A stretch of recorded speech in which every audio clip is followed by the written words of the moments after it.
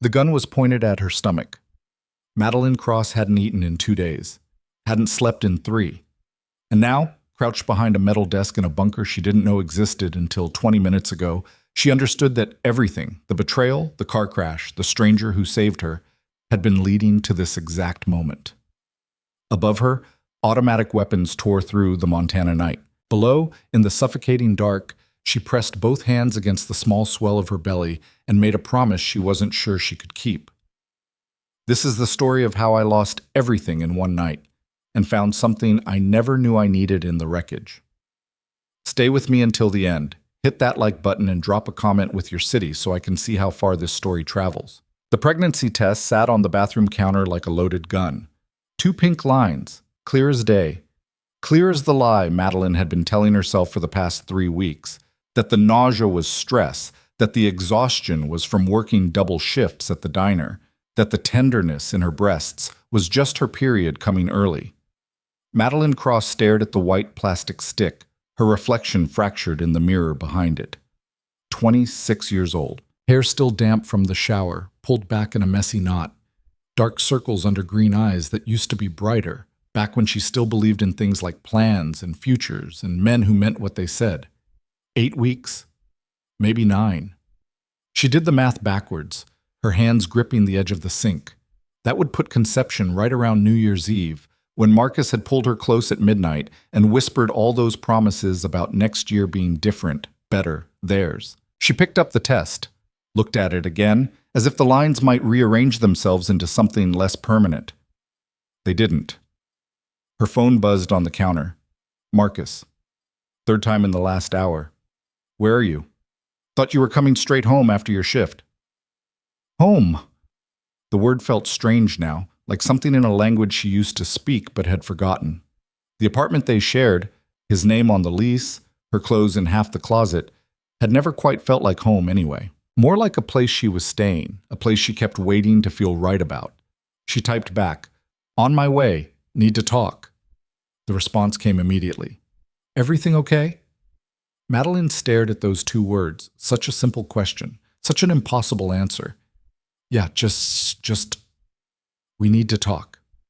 She tucked the test into her jacket pocket and left the gas station bathroom, stepping out into the February cold. Montana in winter was brutal, the kind of cold that found every gap in your clothing, every crack in your resolve. She'd grown up here, in Billings, but she'd never gotten used to it. Some people said you acclimated. Madeline had learned they were lying.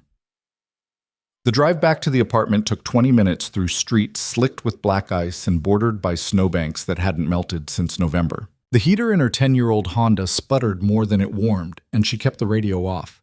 She needed to think, needed to figure out how to say the words. "I'm pregnant." 2 words. They should be simple. But nothing with Marcus was simple anymore. They'd met 2 years ago at a bar where she'd been celebrating her birthday with friends she no longer saw. He'd been charming, the kind of charming that felt dangerous in a good way, back when she still thought danger could be good. Tall, dark hair, quick smile. He worked in finance, which she'd later learned meant he managed other people's money and occasionally lost it. He drove a leased BMW and always picked up the check and made her feel like someone worth impressing. 6 months in, she'd moved into his apartment. A year in, she'd started noticing the late nights, the locked phone, the way he'd get vague about where he'd been or who he'd been with. 18 months in, she'd stopped asking questions because the answers, or lack of them, hurt too much. But she'd stayed. Because leaving felt harder than staying. Because she'd burned bridges with her family over smaller things than this. Because starting over at 26, alone, with nothing but a high school diploma and a decade of waitressing on her resume seemed impossible. And now this. She pulled into the apartment complex, parking in her usual spot 3 spaces down from Marcus's BMW. The building was nice enough. Newer construction, managed lawns, security lights that actually worked. Marcus insisted on nice things. It was one of the qualities she'd admired about him once. The apartment was on the 2nd floor. She climbed the exterior stairs, her breath fogging in the frozen air, and let herself in with the key that never quite turned smoothly in the lock. The lights were on, music playing low from the speaker in the living room, something jazzy and smooth that Marcus always put on when he wanted to seem sophisticated. She could smell his cologne, the expensive kind he ordered online. Marcus? She set her purse on the small table by the door, shrugging out of her jacket. I'm home. No answer. She walked through the narrow entryway into the living room. Empty. The bedroom door was closed. Marcus? Louder this time. A sound from the bedroom, movement, then voices, low, hurried, distinctly plural. Madeline's stomach dropped. Not the morning sickness this time. Something worse. She crossed the living room in 4 strides and pushed open the bedroom door. The scene arranged itself in her mind like a photograph she'd never be able to forget. Marcus scrambling off the bed, boxer shorts half on. A woman, blonde, younger than Madeline, face flushed, clutching the sheet to her chest. Clothes scattered across the floor like evidence at a crime scene. Maddie, Marcus started, his hands up like she was the one who'd done something wrong. This isn't... Don't. The word came out harder than she meant it, harder than she felt. Inside, everything was crumbling, but her voice stayed steady. Don't say it isn't what it looks like. The blonde was staring at her with wide eyes, her lipstick smeared, her hair wild. I didn't know. He said he was single. Of course he did. Madeline looked at Marcus. Really looked at him. Saw the guilt written across his face, but also something else. Annoyance. Like she'd interrupted something important. How long? Maddie, come on. How long, Marcus? He ran a hand through his hair, sighed like she was being unreasonable. Does it matter? Yeah, she said quietly. It matters. A few months, maybe 4. 4 months. She thought about the pregnancy test in her jacket pocket, thought about the timing. New Year's Eve was 2 months ago, which meant he'd already been sleeping with this woman, or someone, when he'd made all those promises. The blonde was getting dressed now, fumbling with her bra, her movements jerky with panic. I should go. No. Marcus turned to her, his voice gentler than Madeline had heard it in months. Stay. This is... We're done here. He looked back at Madeline. You need to leave. The words hung in the air between them. Excuse me? You heard me. This isn't working, Maddie. It hasn't been working for a while. You're clingy. You're always suspicious. I wonder why. And honestly, I think we both know this was coming. So just pack your stuff and go. I'll give you until tomorrow to get your things out. Madeline stared at him. At this man she'd shared a bed with for 2 years. This man whose child she was carrying. This man who was standing in their bedroom, half naked, with another woman, telling her to leave. It's my apartment, Marcus continued when she didn't move. My lease. You're not on it. So legally... The laugh that escaped her throat didn't sound like her own. You're really going to talk to me about what's legal right now? I'm just saying you don't have a right to be here. I'm asking you to leave. If you don't, I can call. I'm pregnant. The words came out before she could stop them, before she could think about whether this was the right time, the right way. They just came. Marcus's face went blank. What? I'm pregnant. 8 weeks. The blonde made a small noise, surprise or disgust. Madeline couldn't tell. Marcus just stood there, processing. Then, that's not my problem. The room tilted. Madeline reached for the doorframe to steady herself. What did you just say? I said it's not my problem. Marcus's voice was cold now, businesslike. The same tone he used when he talked about bad investments. I don't know if it's even mine. Are you serious right now? And even if it is, I never agreed to this. You were on the pill. This is on you. The pill isn't 100% equal. I don't care, Madeline. He cut her off, each word sharp and precise. I don't want a kid. I don't want this relationship. I don't want you. So take your drama and get out of my apartment. The blonde was fully dressed now, edging toward the door. I really should. No, stay. Marcus's hand shot out, catching her wrist.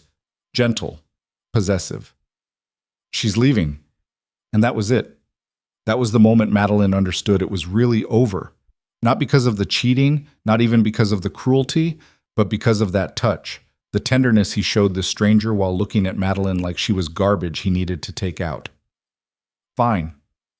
Her voice came out steady again, hollow. I'll go. She turned and walked back into the living room, grabbed her purse, her jacket, her keys. Behind her, she could hear Marcus saying something to the blonde, his voice low and soothing.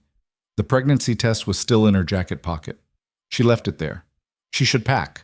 Should gather her things, her clothes, the few possessions she'd accumulated in 2 years.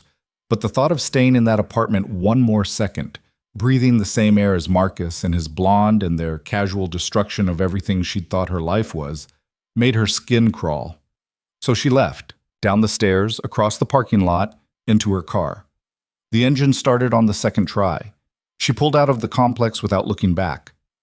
No plan, no destination, just driving. The streets were empty this time of night, past 11, most of Billings already asleep, or at least indoors, away from the cold. She drove east on I-90, the highway cutting through darkness broken only by occasional streetlights and the red glow of taillights ahead. Her phone kept buzzing. She ignored it. The numbness was starting to wear off, and underneath it was something sharp and jagged. Panic, fear, the crushing weight of reality settling onto her shoulders. No home, no relationship, no plan, and pregnant. She thought about her mother, who'd stopped speaking to her 3 years ago over something Madeline couldn't even remember now, some argument about choices and responsibility and throwing your life away. She thought about her sister in Seattle, who sent Christmas cards but nothing more personal. She thought about her friends from high school, scattered across the state or the country, living lives that had moved on without her. There was no one to call, nowhere to go. The realization hit her like a physical thing, stealing her breath. She was completely alone. The tears came then, hot and fast, blurring the highway ahead. She swiped at them with the back of her hand, trying to focus on the road, but they kept coming. Great, heaving sobs that shook her whole body. She pulled off at the next exit, into a deserted parking lot belonging to a closed gas station, put the car in park and let herself fall apart. How had she gotten here? How had her life become this small, this fragile, that one night could shatter all of it? The pregnancy test was in her pocket. She pulled it out, looked at those 2 pink lines again through tear-blurred vision. "I'm sorry," she whispered to the tiny cluster of cells growing inside her. "I'm so sorry." She didn't know what she was apologizing for the situation, for the father who'd already rejected them both, for the fact that she had no idea how to do this, how to be what this child needed. For a long time, she just sat there in the cold car, in the empty parking lot, crying until there was nothing left. Then her phone rang. She looked at the screen. Marcus. Something hard crystallized in her chest. She answered. "What? Where are you?" His voice was irritated, inconvenienced. "Does it matter? You need to come back and get your stuff. Tonight. I'm not keeping it here. It's midnight, Marcus. Not my problem. You've got an hour. After that, I'm putting everything in the hallway." The line went dead. Madeline stared at the phone, thought about her clothes, her books, the jewelry box her grandmother had given her before she died. Not much. But it was all she had. She put the car in drive and headed back. The apartment complex looked different when she pulled in 20 minutes later. Colder. More hostile. Marcus's BMW was still there, but now there was a second car parked next to it. The blondes, presumably. They were probably inside right now laughing about the crazy ex-girlfriend, moving on with their evening like Madeline's entire world hadn't just imploded. She climbed the stairs slowly, exhaustion settling into her bones. The door was unlocked. She pushed it open. Her belongings were piled in the entryway, clothes thrown into garbage bags, books stacked haphazardly. Her jewelry box perched on top of a duffel bag she didn't recognize, probably something Marcus had lying around. He appeared in the bedroom doorway, dressed now in sweatpants and a t-shirt. "About time. It's been 30 minutes. "Yeah, well, I want you gone." The blonde was visible behind him, sitting on the bed with her phone, pretending not to listen. Madeline started gathering her things. 3 garbage bags, the duffel, the jewelry box, a cardboard box with kitchen stuff, her coffee mug, a mixing bowl, the wooden spoon she'd bought at a farmer's market. It was pathetic how little space her life took up. "Keys," Marcus said, holding out his hand. She fished the apartment key off her keyring and dropped it into his palm without touching him. "Good. Now get out." She made 3 trips to the car, loading everything into the trunk and back seat. Marcus stood in the doorway the whole time, watching like a security guard, making sure she didn't steal anything. On the last trip, she paused at the bottom of the stairs and looked up at him. I meant what I said about being pregnant, and I meant what I said, not my problem. So that's it? You're just going to pretend this isn't happening? What do you want from me, Madeline?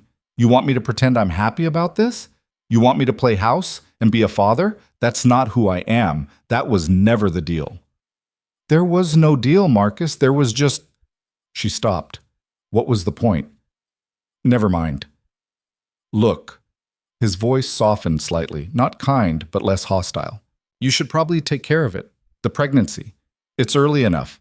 Just go to Planned Parenthood or whatever. They can... Don't! She held up a hand. Don't tell me what to do with my body. I'm just saying I know what you're saying, and my answer is no. He shrugged. Your choice. But don't expect me to be involved. I'll sign whatever papers you need me to sign to stay out of it, but that's all you're getting from me. Madeline looked at him for a long moment. This man she'd loved, or thought she loved, or wanted to love. She wasn't even sure anymore. You know what the sad thing is, she said quietly. I actually thought you were better than this. Yeah, well, guess you were wrong. She turned and walked to her car without another word. Behind her, the apartment door closed. Locked. Final. She sat in the driver's seat, surrounded by garbage bags full of her life, and tried to figure out what to do next. It was almost 1 a.m. She had maybe $200 in her checking account. No credit cards. Marcus had always said they were a bad investment. No savings. No family to call. No friends close enough to show up on their doorstep at 1 a.m. with all their possessions and no explanation. She could get a hotel room for the night, figure things out in the morning. But as she pulled out of the parking lot, she found herself driving east again, away from Billings, away from Marcus and that apartment and the wreckage of everything she'd thought her life would be. The highway stretched ahead, dark and empty. Snow had started falling, light flurries at first, then heavier, the flakes catching in her headlights like static. She should turn around, find a hotel, be smart about this. But she kept driving. Mile after mile, the city lights faded behind her. The highway narrowed, the snow got heavier. She wasn't thinking clearly, she knew that. Exhaustion and shock and hormones were making decisions for her, but she couldn't seem to stop. Her phone buzzed with a text. She glanced at it. Marcus. Stop being dramatic and move on. We both know this is for the best. She threw the phone into the passenger seat and pressed harder on the gas. The storm was getting worse. The highway was slick beneath her tires, the center line barely visible through the snow. She should slow down, should pull over and wait it out. But something in her wanted to keep going, wanted to outrun the pain, the fear, the crushing awareness of how completely her life had fallen apart. The wind picked up, buffeting her small car. The heater was losing its battle against the cold seeping through the vents. Her hands were numb on the steering wheel. A sign flashed past. Next services, 47 miles. 47 miles. That was nothing. She could make it. The road curved ahead. She took the turn too fast, felt the wheels slip, compensated, overcorrected. The car spun. Everything slowed down and sped up at the same time. The world tilted. She caught glimpses of sky, snow, road, headlights sweeping across empty whiteness. Her stomach lurched. Her hands gripped the wheel uselessly. The car hit something, a snowbank maybe, or a ditch, and the impact jolted through her entire body. Metal screamed, glass cracked. The airbag deployed with a sound like a gunshot, slamming into her chest and face. Then silence. Madeline sat perfectly still, her ears ringing, her face burning where the airbag had hit her. The engine was still running. The headlights pointed up at an angle, illuminating nothing but falling snow. She tried to move. Pain shot through her chest, her neck, her abdomen. The baby. Panic flooded through her. She pressed her hands to her stomach, as if she could somehow feel through skin and muscle to make sure everything was okay. But there was nothing, just the dull ache of impact and the sharp edge of fear. She needed help, needed to call 911. Her phone. Where was her phone? She looked around the crushed cabin of the car. The passenger seat was empty. The phone must have been thrown somewhere in the crash, under the seat, into the back. She couldn't see it. The driver's side door was jammed. She pushed against it, but it wouldn't budge. The frame was bent, twisted from the impact. Okay. Don't panic. She tried the window. The button didn't respond. Electrical system must be shot. The back door. She could climb over the seat. Moving hurt. Everything hurt.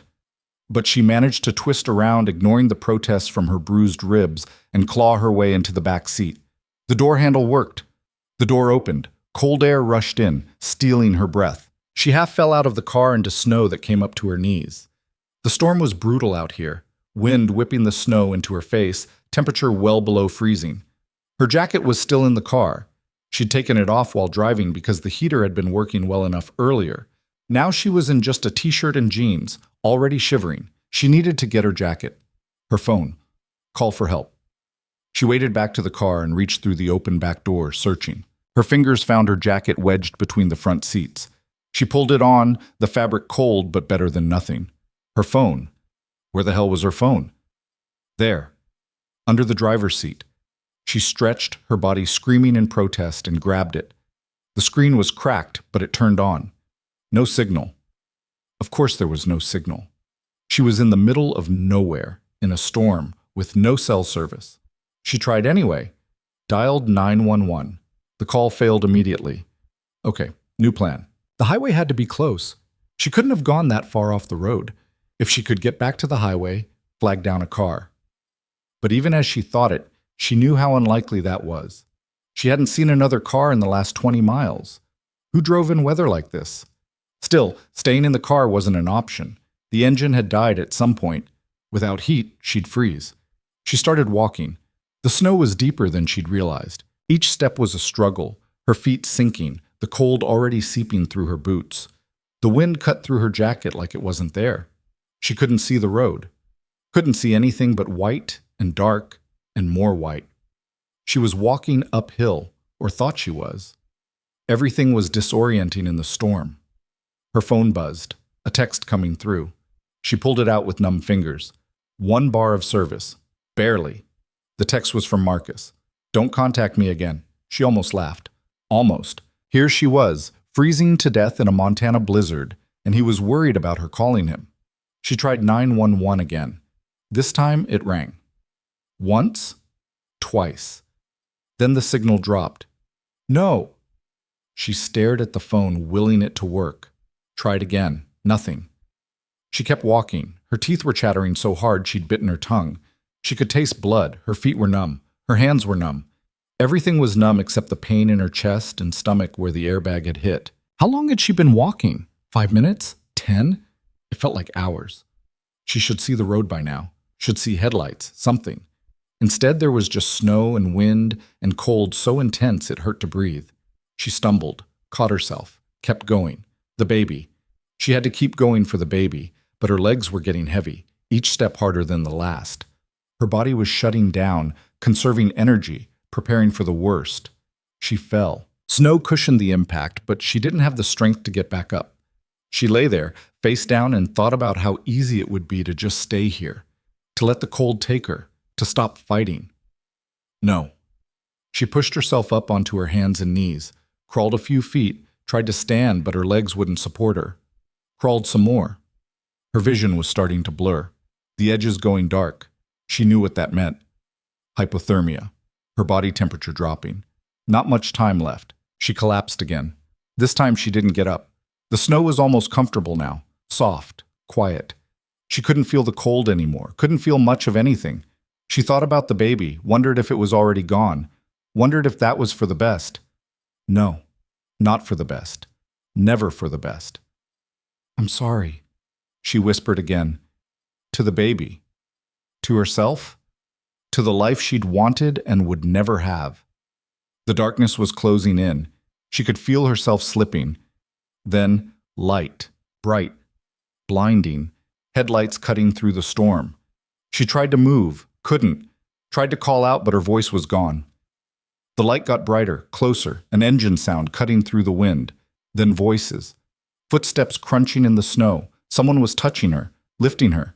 She tried to see who it was, but her eyes wouldn't focus. Still breathing. Get her in the car. Hospital's too far. Strong arms, warmth, the sensation of being carried. She wanted to thank them, wanted to explain. but consciousness was slipping away like water through her fingers. The last thing she registered before the darkness took her completely was a voice. Deep, controlled, with an edge of command that cut through everything else. Drive, now, and call ahead. I want everything ready when we get there. Then nothing. Madeline woke to the smell of antiseptic and something else. Cedar, maybe, or expensive wood polish. Her eyelids felt heavy, her mouth dry. She tried to move and pain shot through her ribs, sharp enough to make her gasp. Don't! The voice came from somewhere to her right. Male. The same voice from before, from the snow, from the darkness. You've got bruised ribs, possibly cracked. Moving's going to hurt for a while. She forced her eyes open. The ceiling above her was high, paneled in dark wood with exposed beams. Not a hospital ceiling. Wrong color, wrong texture, wrong everything. Where? Her voice came out as a rasp. She swallowed, tried again. Where am I? My home. She turned her head slowly because even that hurt, and found the source of the voice. He sat in a leather chair beside the bed, one ankle crossed over his knee, watching her with the kind of stillness that made her think of predators. Dark hair, dark eyes, maybe mid-30s. Expensive suit, no tie. The kind of face that would be handsome if it weren't so carefully controlled. Who are you? Dominic Moretti. He said it like she should know the name. When her expression didn't change, something flickered across his face. Not quite amusement. And you are? Madeline. Madeline Cross. She tried to sit up and immediately regretted it.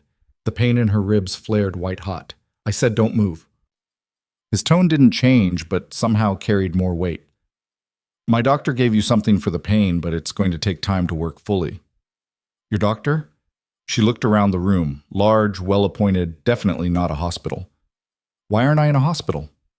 Because the nearest hospital is 43 miles away, and you were bleeding internally. You wouldn't have made it. The words settled over her like cold water. Bleeding? Her hand went to her stomach. The baby is fine. He stood, moving to the side of the bed. Up close, he was taller than she'd realized. 6'2", maybe 6'3". The bleeding was from the impact, bruising around your spleen and liver. Dr. Reeves did an ultrasound. No placental abruption. Fetal heartbeat is strong. You got lucky. She stared at him. You have an ultrasound machine in your house? I have a fully equipped medical suite in my house. Dr. Reeves is on retainer. He pulled a chair closer to the bed and sat again, that same controlled stillness. You want to tell me what you were doing driving into a blizzard at 1 a.m? I could ask you the same thing. What were you doing out there? Coming home from a meeting in Billings, I saw your car go off the road. He tilted his head slightly, studying her. You're avoiding the question. Madeline looked away. The room was too nice. Everything was too nice. The bed she was lying in probably cost more than her car. The painting on the wall across from her looked like something that belonged in a museum. I was leaving, she said finally. Just leaving. In the middle of a storm, with no destination. It wasn't a question, but she answered anyway. Yeah, that's either very brave or very stupid. I'm going with stupid. She closed her eyes. The exhaustion was pulling at her again, heavy and insistent. How long have I been here? 18 hours. It's evening now. Almost 7. 18 hours. Marcus would have noticed her silence by now. Not that he'd care. He was probably relieved. My things, she said suddenly, eyes opening. My car, all my stuff was in my car, is here. We pulled the vehicle out this morning. Everything that was in it is downstairs in storage. You towed my car here? I had it towed here. There's a difference. He paused. You're going to need a new one. The frame's bent. Even if we could fix it, it wouldn't be safe. She wanted to laugh, wanted to cry, settled for staring at the ceiling. Great. Perfect. That's just perfect. You have somewhere you need to be? No. The word came out harder than she meant it. No, I don't have anywhere to be. No home, no job, no family that gives a damn. Just me and a car that's totaled and a baby I have no idea how to take care of. The silence stretched. She could feel him watching her, but she didn't look at him. Didn't want to see pity or judgment or whatever expression went with what she'd just said. The father? Dominic asked. Not in the picture. His choice or yours? His. She laughed, bitter. Definitely his. More silence. Then, you should rest. Dr. Reeves will want to check on you again later, but for now, sleep. We'll figure out the rest tomorrow. Figure out what rest? What happens next? She finally looked at him. Why are you helping me? Because you needed help. That's not an answer. It's the only one I have right now. He stood, moving toward the door. There's water on the nightstand. If you need anything, press the button on the side table. Someone will come. Wait. She struggled to push herself up on her elbows, ignoring the pain. I can't stay here. I don't even know you. No, you don't. He paused in the doorway, his hand on the frame. But you don't have anywhere else to go, and I'm not putting you out in your condition. So for now, you stay. We'll discuss terms later. Terms? But he was already gone, the door closing softly behind him. Madeline lay back against the pillows, her mind racing. This was insane. She was in a stranger's house, a very rich stranger's house, apparently, with no way to leave and no real understanding of what was happening. She should be terrified.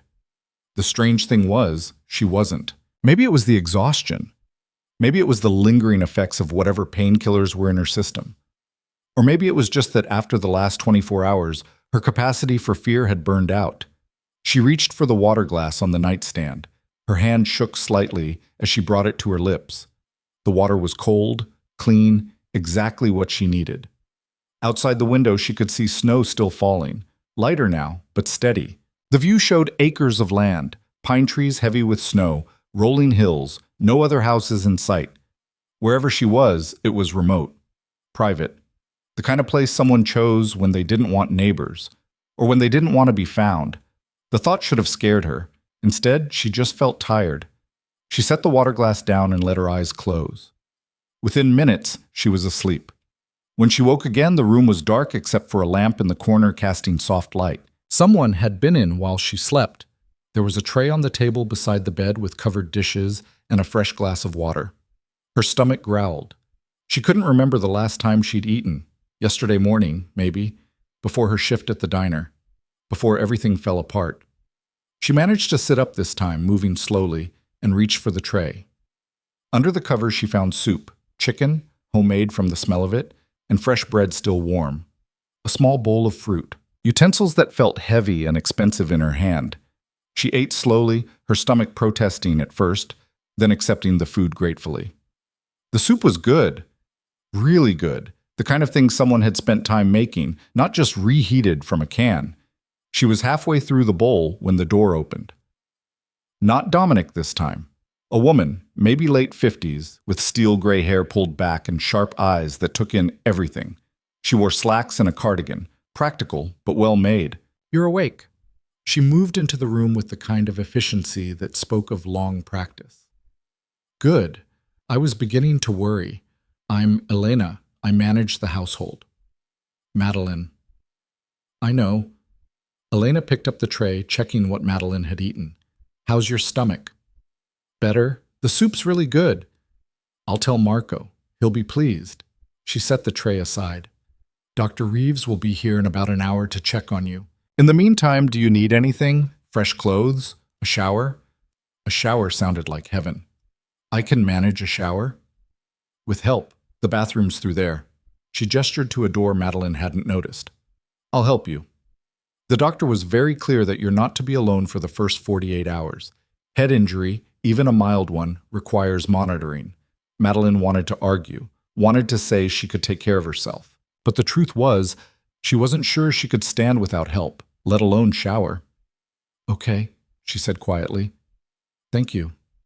Elena helped her out of bed, a slow, painful process, and into the bathroom. It was larger than Madeline's entire bedroom in Marcus's apartment had been.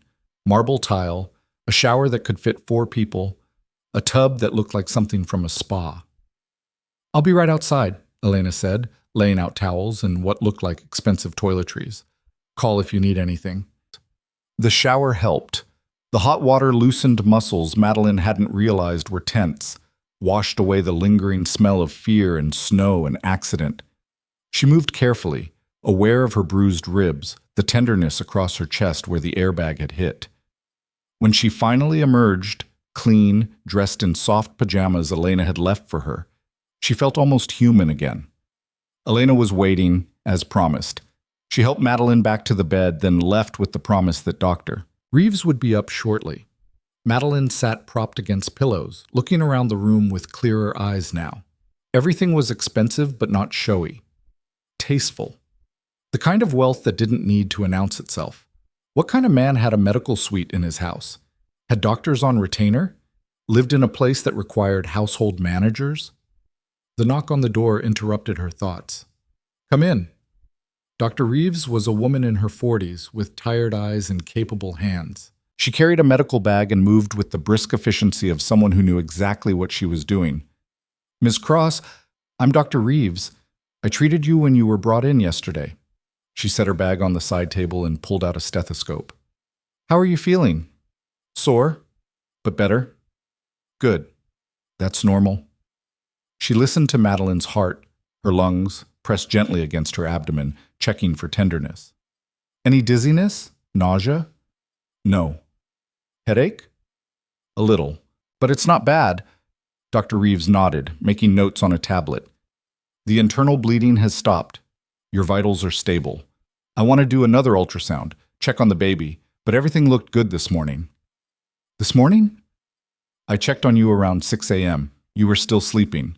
She pulled out a portable ultrasound machine from her bag, compact, professional grade. "This will be cold." The gel was cold. Madeline watched the screen as Dr. Reeves moved the wand across her stomach, the image grainy but clear enough. And there it was, a tiny shape, a flickering heartbeat. "There," Dr. Reeves pointed. "Strong heartbeat, good positioning. Everything looks exactly as it should for 8 weeks." Madeline stared at the screen. That was her baby. Real, alive, still here despite everything. "Can I?" Her voice cracked. "Can I have a picture?" "Of course." Dr. Reeves pressed a button and the machine hummed, printing out a small image. She handed it to Madeline. "You're very lucky, Miss Cross. The accident could have ended very differently." "I know." Dr. Reeves cleaned off the gel and packed away her equipment. "I want to see you again in 3 days. Sooner if you have any pain, bleeding, or dizziness. And you need to take it easy. Bed rest for at least the next week." "A week?" "You were in a serious accident. Your body needs time to heal. That means no driving, no heavy lifting, minimal activity." She paused. "I understand your situation is complicated, but for the sake of your baby, you need to rest." Madeline looked down at the ultrasound picture. That tiny shape, that flickering heartbeat. "Okay, a week." After Dr. Reeves left, Madeline sat holding the picture, running her thumb over the grainy image. She'd been so focused on survival, on getting through the next hour, the next minute, that she hadn't really thought about what it meant. That she was going to be a mother. That in 7 months, give or take, she'd be responsible for another human being. The weight of it settled over her, heavy and terrifying and somehow right. A knock at the door. "Come in." Dominic entered, still in the suit from earlier, but with the jacket off now, sleeves rolled up. "Dr. Reeves says you're recovering well." "Apparently." He moved to the window, looking out at the snow. "We need to talk about what happens next." "You mentioned terms earlier." "I did." He turned to face her. "You can't leave. Not for at least a week, doctor's orders. After that, you're free to go wherever you want. But I'm guessing you don't have anywhere to go." It wasn't a question. Madeline didn't answer. "My sister runs a translation company," Dominic continued. "They're always looking for contractors. If you speak any languages besides English, there might be work there. It's remote, flexible hours. The pay is decent. I speak French and some Spanish. That works. I can make an introduction." He paused. "You can stay here while you figure things out. Room and board covered. No strings." Madeline studied him. "Why would you do that?" "Because you need help, and I'm in a position to provide it. Nobody does something for nothing." "I'm not nobody." His expression didn't change, but something shifted in his voice. "Look, Miss Cross, Madeline, I don't know what happened to you. I don't know why you were driving into a storm in the middle of the night. And unless you want to tell me, I'm not going to ask. But I do know that you're 8 weeks pregnant, you have no support system, and you nearly died 2 days ago. So I'm offering you a place to stay and a way to make money until you get on your feet. That's it. No hidden agenda." She wanted to believe him, wanted to trust that it was really that simple. But nothing in her life had ever been that simple. "How long?" she asked. "How long what? How long can I stay?" "As long as you need to." "That's not an answer." "It's the only one I have." He moved toward the door. "Get some rest.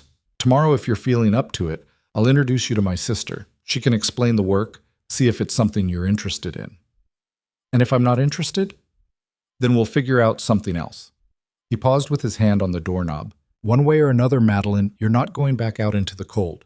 Not on my watch." The door closed behind him before she could respond.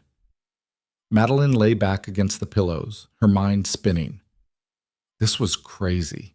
Accepting help from a stranger, staying in his house, taking a job from his sister. Every instinct she had said to be careful, to question, to protect herself.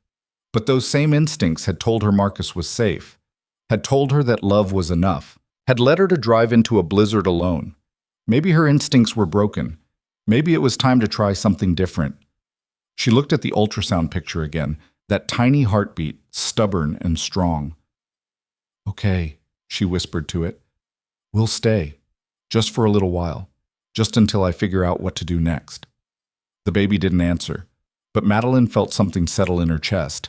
Not peace exactly, but maybe the beginning of it. She slept better that night than she had in months. The next morning brought Lena with breakfast. Eggs, toast, fresh fruit, coffee that smelled incredible, until Madeline remembered she couldn't have caffeine. Elena swapped it for juice without comment. "Mr. Moretti asked if you'd be well enough to meet his sister this afternoon," Elena said, arranging the tray. "I told him it would depend on how you're feeling. I feel okay, sore, but okay. Then I'll let him know." Elena moved to the window, drawing back the curtains. Sunlight streamed in, bright against the snow. "It's a beautiful day. Maybe later, if Dr. Reeves approves, we can get you outside for some air, just on the terrace. The cold is good for healing." Madeline wasn't sure she agreed with that assessment, but she nodded anyway. After Elena left, she ate slowly, thinking about the meeting ahead. A translation company. She'd minored in French in the 2 years of community college she'd managed before money ran out. Had picked up Spanish working at restaurants where half the kitchen staff spoke it better than English. It wasn't much, but it was something. She was finishing breakfast when Dominic knocked and entered, this time in jeans and a sweater. It was strange seeing him in casual clothes. He looked younger, almost approachable. "My sister will be here at 2, he said. "Her name is Sophia.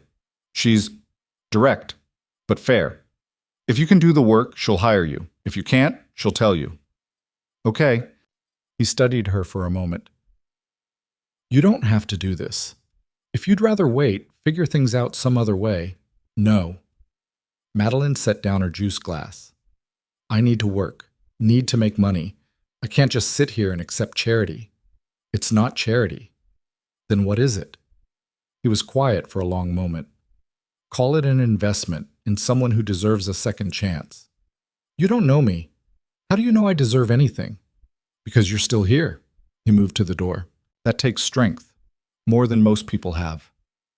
After he left, Madeline sat with those words. Still here, still fighting, still trying. Maybe that was enough. At 2 o'clock exactly, there was a knock on the door. Madeline had managed to dress, real clothes this time, jeans and a sweater from the bags they'd retrieved from her car, and was sitting in the chair by the window when a woman walked in. Sophia Moretti looked nothing like her brother. Where Dominic was dark and controlled, Sophia was all energy and color. Red hair pulled back in a messy bun, green eyes sharp behind black-rimmed glasses, wearing a dress that probably violated several professional dress codes. "You must be Madeline." She dropped into the chair across from her, crossing her legs. "I'm Sophia. Dom says you speak French and Spanish." "I do, not fluently, but how not fluently? I can read and write both pretty well. Speaking is shakier." "That's fine. Most of our work is document translation. Contracts, technical manuals, that kind of thing. Boring, but pays well." She pulled out a tablet. "I'm going to send you a sample, French to English, basic contract language. Show me what you can do." The test took 20 minutes. Madeline worked slowly, carefully, aware that Sophia was watching her. When she finished, she handed back the tablet. Sophia scanned through it, her expression unreadable. Then she nodded. Not bad. You missed a couple of legal terms, but the overall meaning is solid. I can work with that. So I'm hired? If you want the job. Starting rate is $20 an hour. You work as much or as little as you want. Most contractors average 20 to 30 hours a week. I send you documents, you send them back translated. Simple. $20 an hour. Madeline did the math quickly. Even at 20 hours a week, that was $1,600 a month. More money than she'd made at the diner. I want the job. Good. Sophia stood, smoothing her dress. I'll send you the onboarding paperwork tonight. You'll need to set up direct deposit. I pay every 2 weeks. She paused at the door. Dom told me a little about your situation. Not much, but enough. If you need anything, and I mean anything, call me. I don't do helpless damsel bullshit, but I do help women who are trying to help themselves. She was gone before Madeline could respond, leaving only the faint scent of perfume and the sense that she'd just been evaluated and somehow had passed. That evening, Madeline filled out the paperwork on her phone, setting up direct deposit to the checking account that still had Marcus's name on it. She'd need to change that, add it to the growing list of things she needed to figure out. But for now, she had a job, had a place to stay, had time to heal. It was more than she'd had 2 days ago. The week passed slowly. Dr. Reeves came every other day, monitoring her recovery. Elena brought meals and fresh clothes and seemed to know exactly when Madeline needed company and when she needed space. Dominic appeared occasionally, always polite, always distant, checking on her progress but never lingering. The house itself was massive. Madeline had only seen her room and the hallway outside it, but Elena mentioned there were 12 bedrooms, a full gym, a library, a theater, all for one man. On the 5th day, Dr. Reeves cleared her for limited movement. You can walk around the house, no stairs yet, no heavy lifting, and if you feel any pain or dizziness, you stop immediately. Madeline waited until Elena left that afternoon, then ventured out of her room for the first time since she'd arrived. The hallway was long, lined with doors, all closed. She walked slowly, one hand on the wall for balance, and found a staircase at the end leading down. No stairs, Dr. Reeves had said, but Madeline could see the main floor from the landing, and what she saw made her pause. The foyer below was enormous, marble floors, high ceilings, a chandelier that probably cost more than a car. But it was the men she noticed. 3 of them standing near the front door, all wearing suits, all with the kind of stillness that spoke of training. Security, maybe, or something else. One of them looked up and saw her. He said something to the others, and they all turned. Madeline stepped back from the railing, suddenly aware that she'd wandered into territory she maybe shouldn't have. She turned to go back to her room and nearly ran into Dominic. Exploring? His voice was neutral, but his eyes were sharp. Doctor, Reeves said I could walk around. She did. He moved past her to the railing, looking down at the men below. But maybe stick to the upper floors for now. The main level gets busy this time of day. Busy with what? He looked at her for a long moment, and she saw him making a decision. Business. The kind that requires privacy. What kind of business do you do, Dominic? The kind that keeps people safe. He turned away from the railing. Come on. If you're feeling well enough to explore, I'll show you the library. You'll like it. The library was 3 doors down from her room, and he was right. She loved it immediately. Floor-to-ceiling shelves, leather chairs, a fireplace, windows overlooking the snow-covered grounds. Books everywhere, organized but well-used. Help yourself to anything, Dominic said. I don't get to read as much as I'd like. Madeline ran her hand along the spines, taking in titles. Fiction, history, philosophy, languages. These are all yours? Some were my father's. Most I've collected over the years. He paused. He died when I was 19. Left me this place and a lot of responsibilities I wasn't ready for. It was the first personal thing he'd told her. Madeline turned to look at him. I'm sorry. It was a long time ago. But something in his expression said it still hurt. Anyway, library's yours whenever you want it. Just don't tell Sophia. She'll move in. After he left, Madeline selected a book and curled up in one of the chairs. Outside, the sun was setting, painting the snow pink and gold. Inside, the fire crackled softly. For the first time in longer than she could remember, Madeline felt something that might have been contentment. It wouldn't last, she knew that. This was temporary. A pause, not a solution, but for now, it was enough. The contentment lasted exactly 4 more days. Madeline had settled into a routine of sorts. Mornings in the library working on translations, afternoons resting, evenings reading by the fire. The work from Sophia was steady, the pay deposited like clockwork. She'd opened a new bank account, transferred what little money she had, cut the last financial tie to Marcus. It felt good, like progress. She should have known it wouldn't last. The first sign came on a Tuesday morning. Madeline was at the desk in the library, headphones in, working through a particularly dense technical manual about hydraulic systems, when movement outside caught her eye. 3 black SUVs rolling up the long driveway, their windows tinted dark against the morning sun. She pulled out her headphones and watched as the vehicles stopped in front of the house. Men emerged, 6 of them, all dressed like the security she'd seen in the foyer. But these men moved differently, faster, more aggressive. The front door opened below, and she heard voices. Dominic's, calm and measured. Another man's, louder, edged with something that sounded like anger. Told you this would happen. Under control.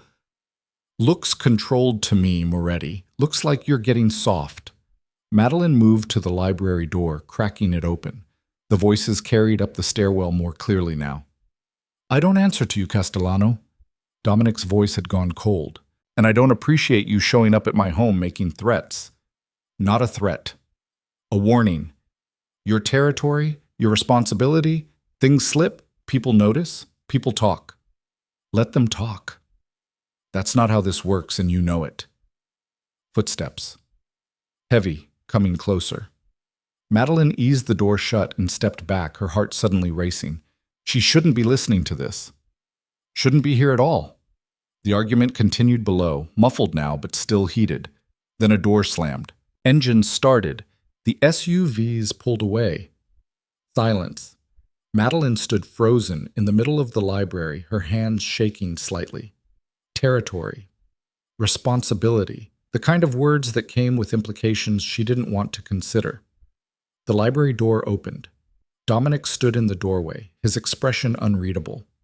You heard that. Not a question. Some of it. How much? Enough to know you're in some kind of trouble. He stepped into the room, closing the door behind him. I'm not in trouble. There's a difference between trouble and business. That didn't sound like business. That sounded like a threat. It was both. He moved to the window, looking out at the empty driveway. Antonio Castellano runs operations south of here. We have an agreement about boundaries. He thinks I'm not holding up my end. Are you? Dominic turned to look at her, and for the first time since she'd met him, he looked tired. That's complicated. Try me.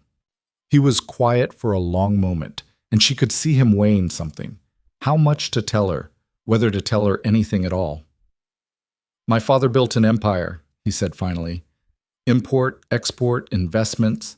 Some of it legitimate, most of it not. When he died, I inherited all of it, the business, the territory, the enemies. I've spent the last 15 years trying to turn it into something sustainable, something that doesn't require violence to maintain. And Castellano doesn't like that. Castellano thinks I'm weak, thinks I should rule through fear like the old generation did. He's waiting for me to fail so he can move in and take over. Madeline sat down in the nearest chair, processing this. So what are you? Mafia? Cartel? Neither. Both. The lines aren't as clear as people think. He pulled out the chair across from her and sat, elbows on his knees. Look, I'm not going to lie to you. What I do isn't legal. I move money. I move goods. I have connections that most people would find questionable. But I don't traffic people. I don't deal drugs. I don't hurt civilians. I have rules. Rules? She almost laughed. You have rules for your illegal empire. Everyone has rules, Madeline. Mine just happen to be different from the laws. And what happens if Castellano decides your rules aren't good enough? What happens to the people in this house? Nothing.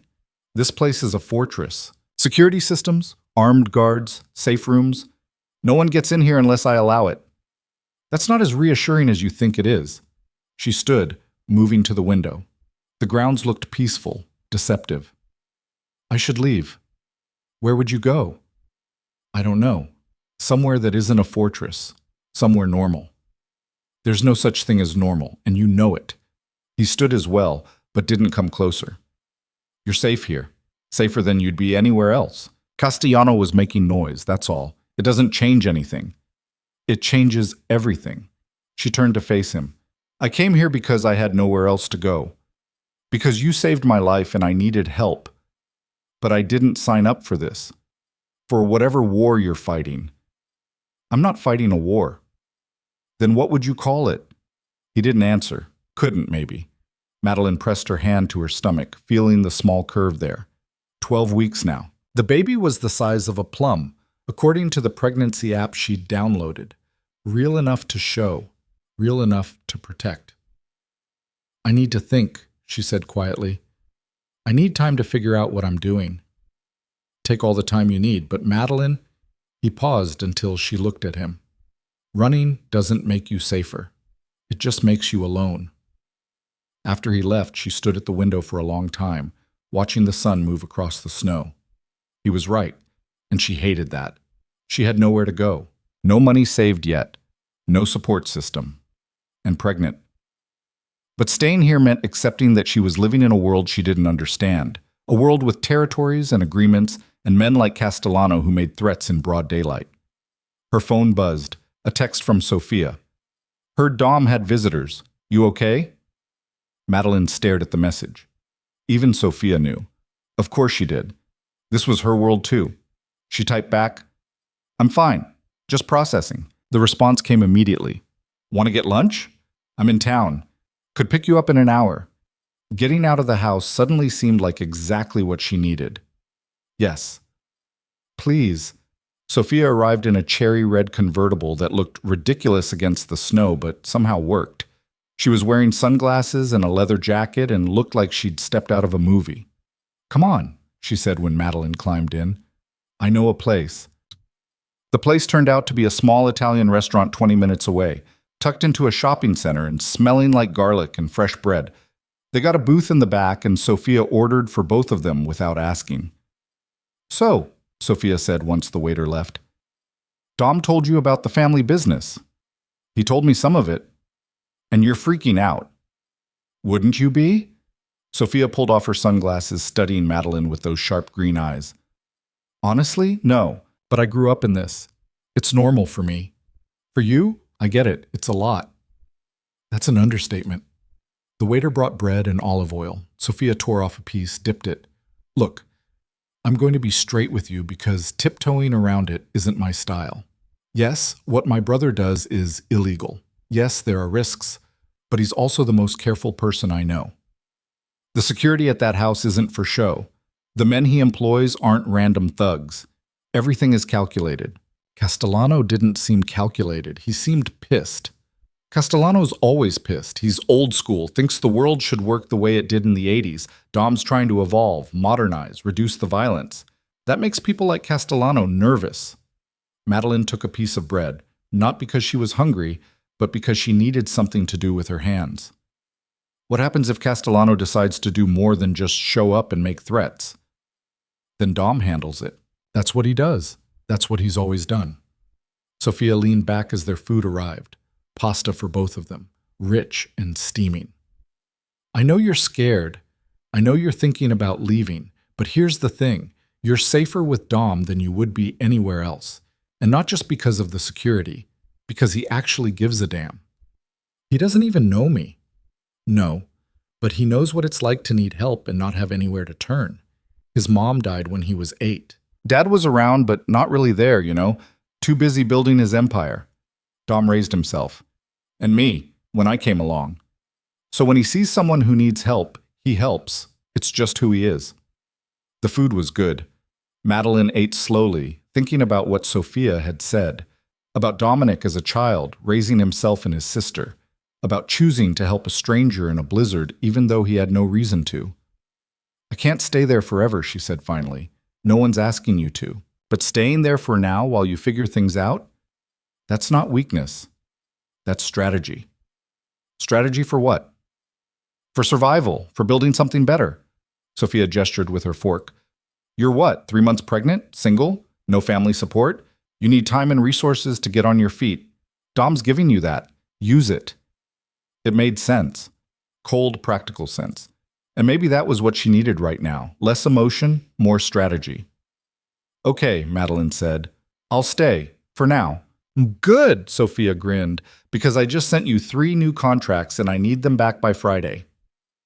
They talked about work after that, about translation challenges and difficult clients and Sophia's plans to expand into Asian languages. Normal conversation, easy. By the time they finished lunch, Madeline felt steadier. The drive back was quiet, Sophia's music playing low, the Montana landscape rolling past. When they pulled up to the house, Madeline noticed the security had increased. More men visible. More cameras. Don't worry about them, Sophia said, noticing her look. Dom's just being cautious. It'll calm down in a few days. But it didn't calm down. Over the next week, the tension in the house grew. More meetings behind closed doors, more cars coming and going. The men who worked security started carrying their weapons openly instead of concealed. Madeline tried to stay out of the way, spending most of her time in the library or her room, but it was impossible not to notice. Impossible not to feel the shift. Lena was the one who finally explained it. There's been trouble, she said one morning, bringing breakfast to Madeline's room. Nothing you need to worry about, but Mr. Moretti wants everyone to stay alert. What kind of trouble? Lena hesitated, then sat down on the edge of the bed. She'd never done that before. It made Madeline nervous. One of our warehouses was hit last night, south side of Billings. Someone set fire to it, destroyed everything inside. Was anyone hurt? No, it was empty, but it sends a message. Castellano. Most likely. Or someone working for him. Elena's face was tight with worry. This is how it starts. Small attacks, testing defenses, seeing how far they can push before Mr. Moretti pushes back. And when he pushes back, then things get worse before they get better. Madeline's hands went to her stomach automatically, protective. I should leave. I shouldn't be here for this. Where would you go that's safer? You think Castellano cares about collateral damage? If they know you're connected to this house, you're a target whether you're here or in some motel in town. Elena stood, smoothing her skirt. Mr. Moretti has kept this family safe for 15 years. He'll keep you safe too. You just have to trust him. Trust. Such a simple word for such a complicated thing. That afternoon, Dominic called a meeting. Not just security. Everyone in the house. Madeline, Elena, Marco the cook, the housekeeping staff, even Sophia who'd driven out from town. They gathered in what Dominic called the Great Room, a large space with leather furniture and a massive fireplace. Madeline sat next to Sophia, trying not to look as scared as she felt.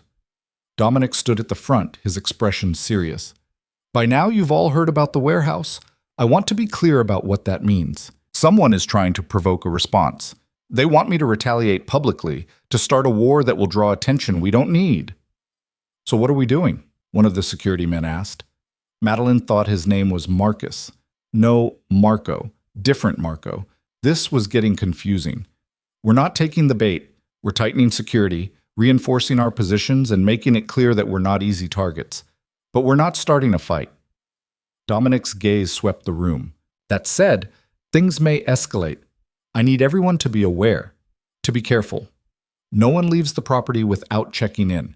No one brings outsiders here. And if you see anything suspicious, you report it immediately.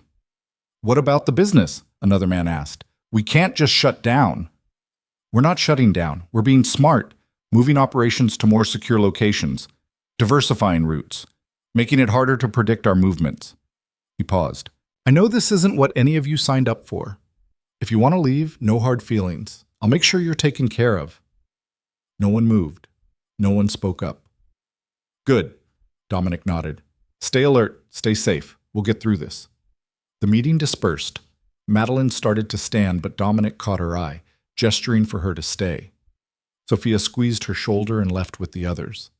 When the room was empty except for the two of them, Dominic sat down in the chair across from her. You're thinking about leaving again, he said.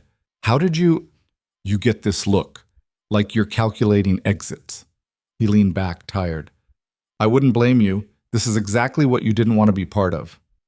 No, it's not. Madeline met his eyes. But I'm here anyway, and Elena's right. Leaving doesn't make me safer. It just makes me alone. Elena's been with us for 20 years. She's seen worse than this. How much worse? You don't want to know.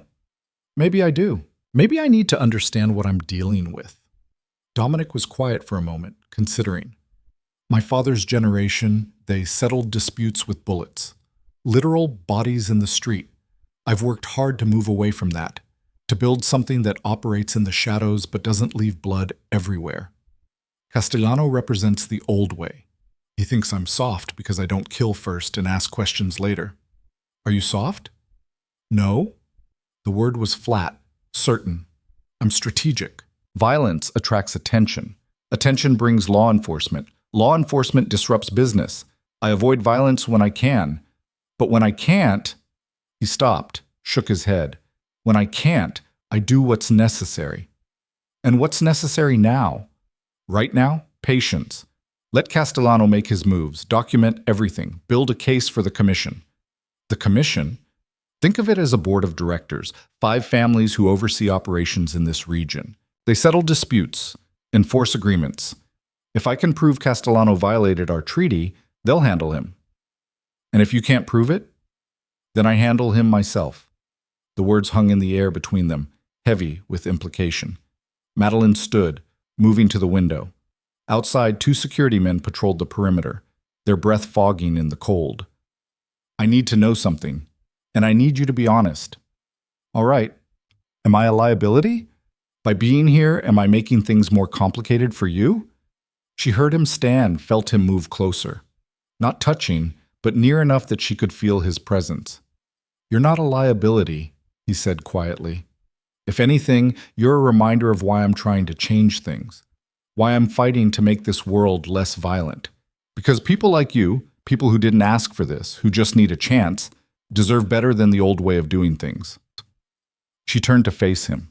He was closer than she'd realized, close enough that she could see the exhaustion in his eyes, the tension in his shoulders. I'm scared, she admitted. Good. Fear keeps you careful. His hand came up, hovering near her shoulder but not quite touching. But don't let it paralyze you. Don't let it make you run before you're ready. How will I know when I'm ready? You'll know. His hand dropped. He stepped back, and the moment, whatever it had been, passed. I need to make some calls, he said. Stay in the house tonight. If you need anything, Elena or one of the men will help you. After he left, Madeline stood at the window for a long time, watching the guards patrol, thinking about territories and treaties and the commission, about violence as a last resort and what that meant coming from a man who'd grown up in this world. She should be terrified, should be packing her things and demanding he take her to a hotel in town. Instead, she felt something else. Something she couldn't quite name, like standing on the edge of a cliff, knowing you should step back but unable to look away from the view. That night, she couldn't sleep. She lay in bed staring at the ceiling, her mind spinning. Finally, at 2 a.m, she gave up and went to the library. The fire was still burning low, and she found Dominic there, sitting in one of the leather chairs with a glass of whiskey and a file folder spread across his lap. Can't sleep either? He asked without looking up. Too much thinking. She curled up in the chair across from him. What are you working on? Supply chain logistics, thrilling stuff. He closed the folder and set it aside. Want a drink? Oh, wait. Can't. Pregnancy. Right. He took a sip of his whiskey. How are you feeling? With the baby, I mean. Everything's still okay? According to Dr. Reeves, we're both doing fine. I have another appointment next week. We should get you a proper OB, someone who specializes in pregnancy.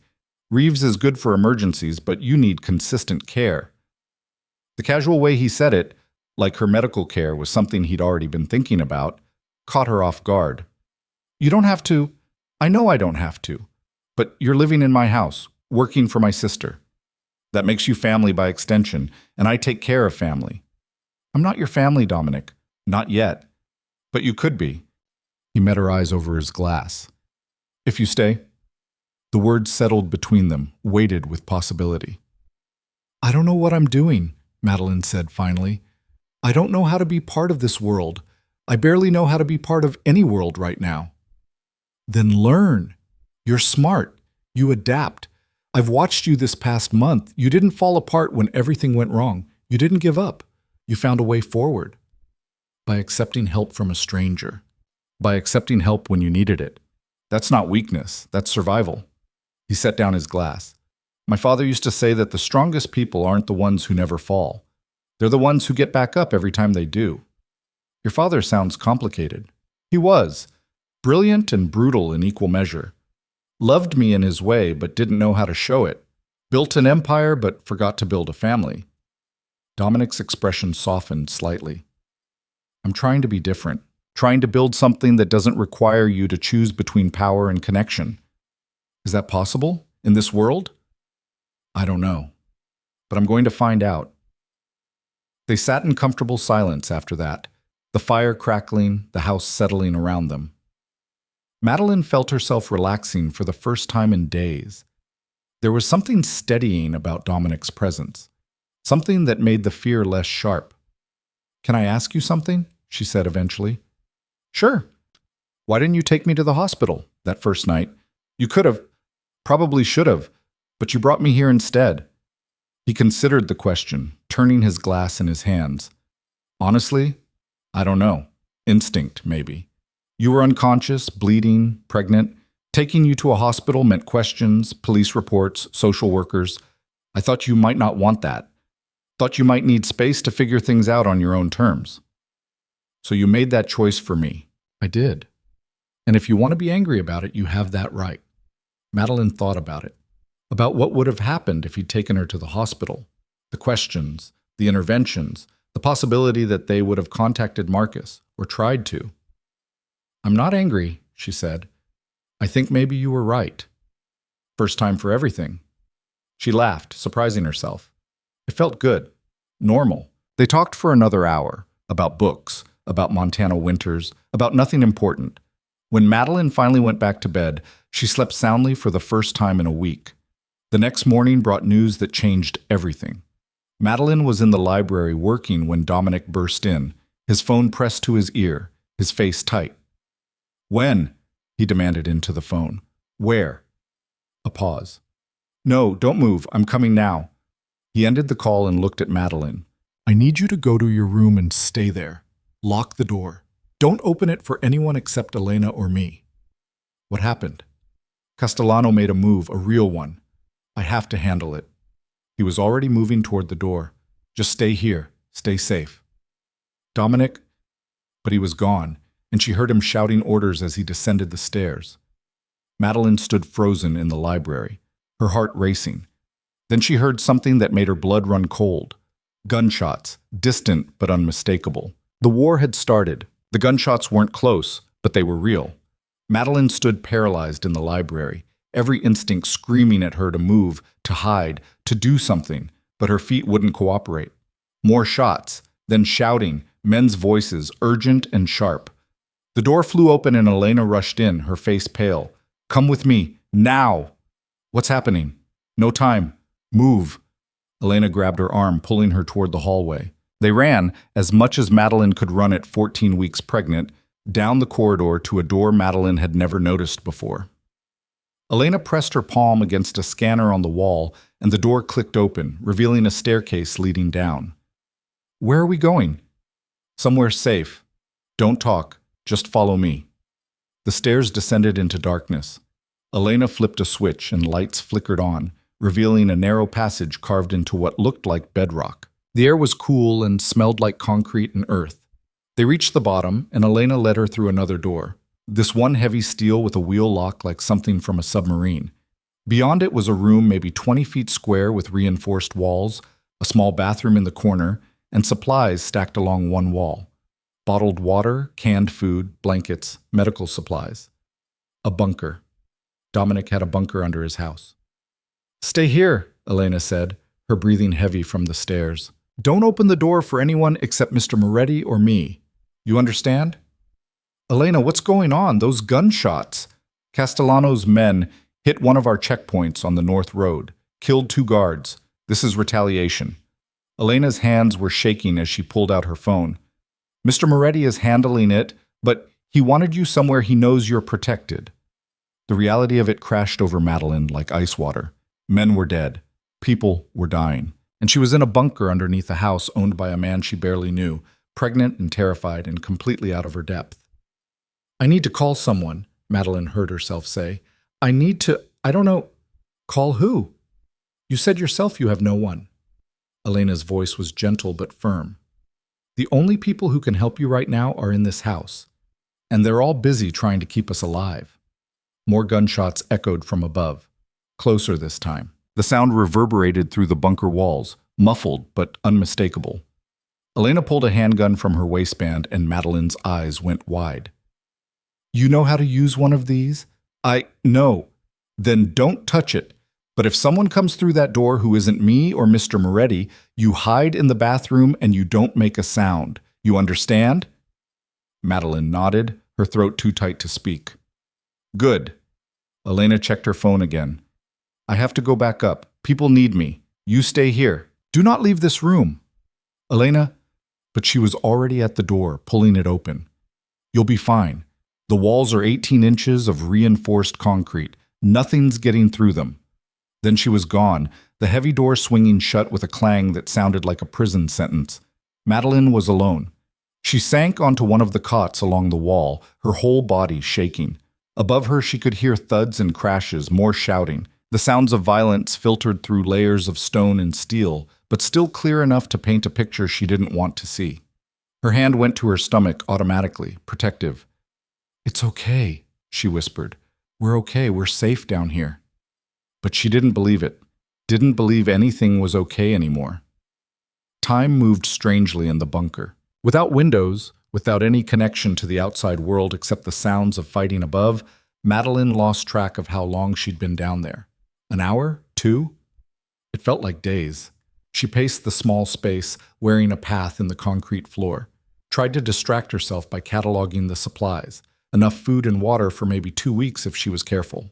First aid kit, blankets, a battery-powered radio that she didn't dare turn on in case it attracted attention. A laptop sat on a small desk in the corner. She opened it and found it required a password. Of course it did. The gunfire had stopped maybe 20 minutes ago, or what felt like 20 minutes, but that didn't make her feel better. Silence could mean the fighting was over, or it could mean something worse. She tried the door, locked from the outside. She was trapped down here until someone came to get her. The panic started creeping in then, tightening her chest, making it hard to breathe. She forced herself to sit down, to count her breaths like Dr. Reeves had taught her. In for 4. Hold for 4. Out for 4. Her phone had no signal down here. She stared at the screen anyway, at the photo she'd saved from her last ultrasound, that tiny shape, that stubborn heartbeat. I'm going to get us out of this, she said to the image. I promise. I'm going to figure out how to keep us safe. But she had no idea how to keep that promise. The sound of the door lock clicking made her jump. She scrambled to her feet, backing toward the bathroom like Elena had told her. The door swung open and Dominic stepped through. His shirt was torn at the shoulder, blood on his knuckles, a cut across his cheekbone that looked fresh. But he was alive, standing, moving. You okay? He asked, his eyes scanning her quickly, checking for injury. I'm fine, you're bleeding. It's not mine. Most of it. He closed the door behind him and leaned against it, exhaustion written across his face. It's over. For now. What happened? Castellano sent 12 men, thought he could take the house, send a message. He was wrong. Dominic moved to the small sink in the corner, running water over his bloody knuckles. We held them off, took 3 casualties on our side, 5 on theirs. 3 casualties. 3 people dead. Madeline felt sick. And Castellano? Still breathing, unfortunately. He wasn't here himself, just sent his dogs. Dominic dried his hands on a towel, wincing. But this changes things. He violated the treaty openly. The commission can't ignore it now. What will they do? Convene a hearing, review the evidence. If they find against him, they'll either force him to pay reparations or remove him entirely. He looked at her then, really looked at her. I know this is a lot. I know you didn't sign up for any of this. Nobody signs up for gunfights in their house. Madeline's voice came out sharper than she meant it. Nobody signs up for hiding in a bunker while people die upstairs. No, they don't. He moved closer but stopped a few feet away, giving her space. Which is why I'm giving you a choice. I can have Elena drive you into town tonight, get you a hotel room, set up an account with enough money to get you started somewhere else. Somewhere far from here. Or you can stay. Stay? After this? The fighting's done. Castellano won't risk another direct attack, not with the commission watching now. And honestly, after tonight, this is probably the safest place in Montana. Every security measure we have is active. Every man I employ is on high alert. Nothing gets through that I don't want getting through. Madeline laughed, but it came out wrong. Bitter. You're asking me to trust that you can keep me safe when 3 of your men just died. I'm asking you to trust that I will do everything in my power to protect you. That's all any of us can promise. He paused. Look, I'm not going to lie. My world is violent sometimes. It's complicated and it's dangerous and it requires hard choices. But it's also the only world where I can guarantee you'll have what you need. Resources, security, a future for that baby. A future in this? She gestured around the bunker. Hiding underground every time someone decides to start a war? Or a future out there, alone, with no support and no safety net. Pick your poison, Madeline. She wanted to hate him for the bluntness, for reducing her choices to such stark options. But he wasn't wrong. Out there, she had nothing. And here she had safety, or at least the promise of it. I need air, she said finally. I need to get out of this bunker. It's safe upstairs now. I'll take you up. The house looked like a war zone. Bullet holes pocked the walls. Glass shattered across the foyer floor. One of the leather chairs in the great room had been overturned, a dark stain spreading across its back that Madeline tried not to look at too closely. Men were cleaning up, sweeping glass, patching holes. They moved with practiced efficiency, like this wasn't the first time they'd done this. Elena was directing 2 younger women, staff Madeline had seen but never spoken to, on which rooms to focus on first. She looked up when Madeline and Dominic emerged from the bunker entrance.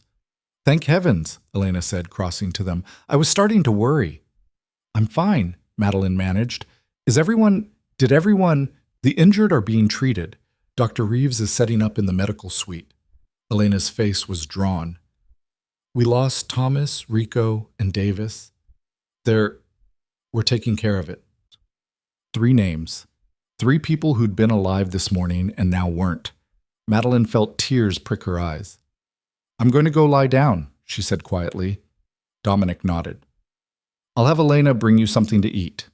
But Madeline didn't want food. She wanted to wake up from this nightmare. Wanted to go back to 2 months ago when her biggest problem was a cheating boyfriend and an unplanned pregnancy. She made it to her room before the tears came. Great. Heaving sobs that shook her whole body. She cried for the men who'd died. For herself. For the baby growing inside her, who deserved better than this. For the impossible situation she'd found herself in. A knock on the door interrupted her breakdown. She wiped her face quickly. Come in.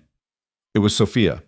She looked tired, her makeup smudged, but she crossed the room without hesitation and pulled Madeline into a hug. I heard what happened, Sophia said into her hair. I'm so sorry. I'm so fucking sorry. People died. I know. Sophia pulled back, her hands on Madeline's shoulders. Thomas had a wife, 2 kids. Rico was engaged. Davis was 23 years old. I know them. I know their families. And I know this is horrible. Then why do you stay? Why do any of you stay in this world? Sophia guided her to sit on the bed, settling beside her. Because it's our world. The only one we know. My father died in this business. My mother left because she couldn't handle it. Dom raised me in this house, in this life. I could leave. I have enough money, enough skills. But this is my family.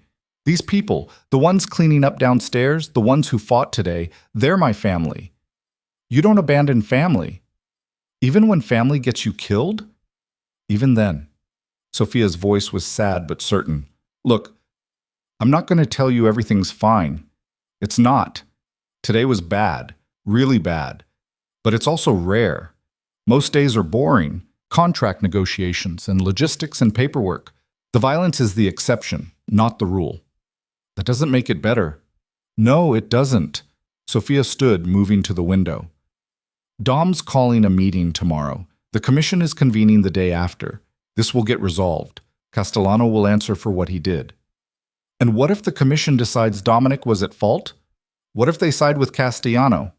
They won't. Dom has evidence. Video footage of the attack. Testimony from survivors. Castellano violated every rule we have. The commission will come down on him hard. She turned back to Madeline. But I need you to understand something. This fight, it's been building for years. Dom's been trying to modernize, to reduce violence, to build something sustainable. Castellano and people like him want the old ways back. They want blood and fear. This was inevitable. And I just happened to be here when it exploded. Yeah, shit timing.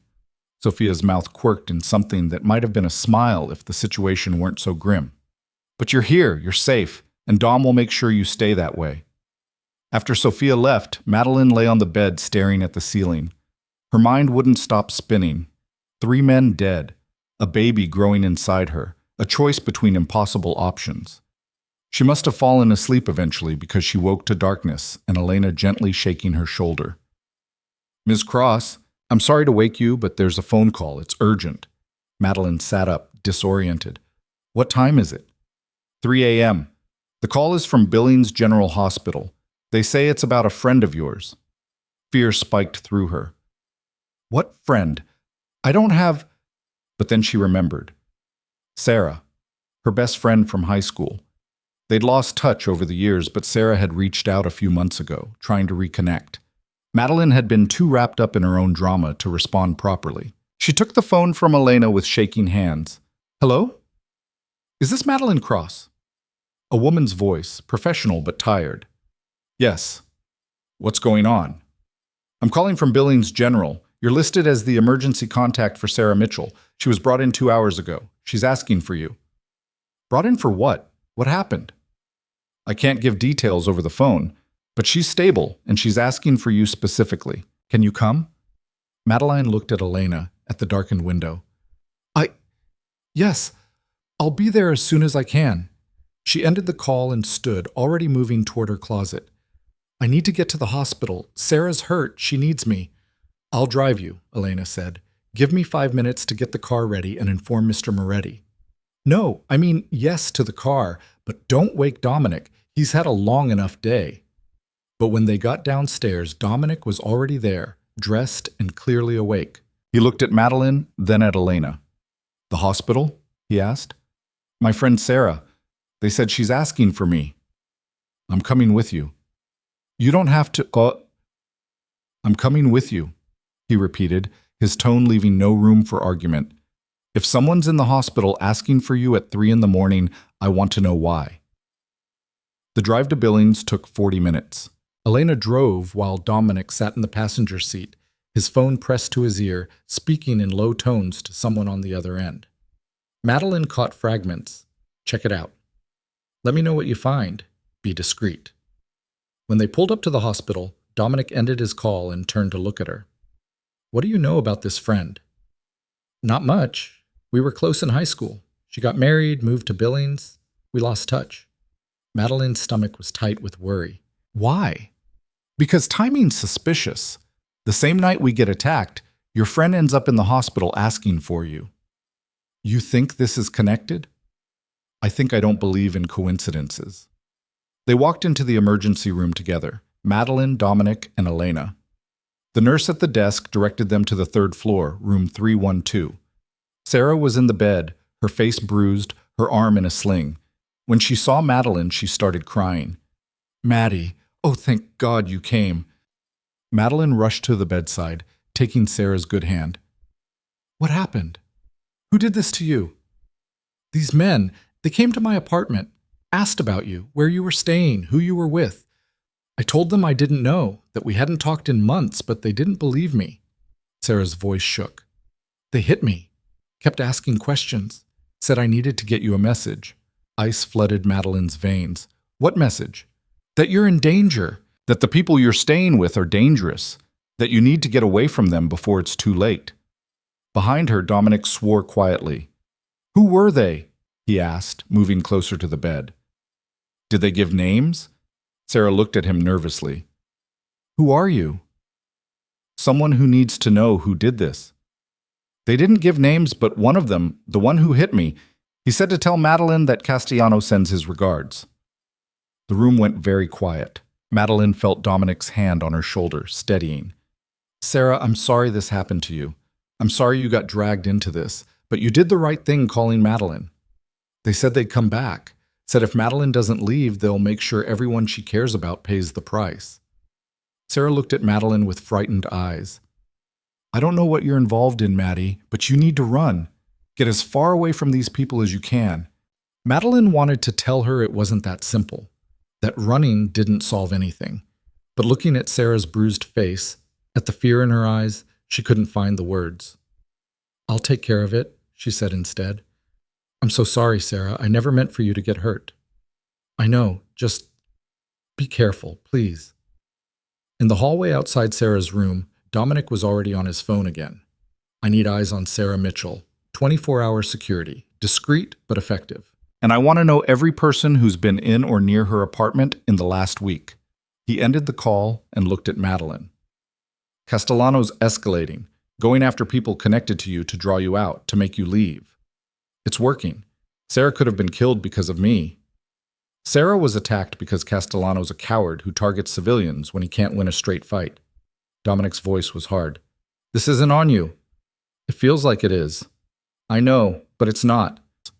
He paused, seeming to choose his words carefully.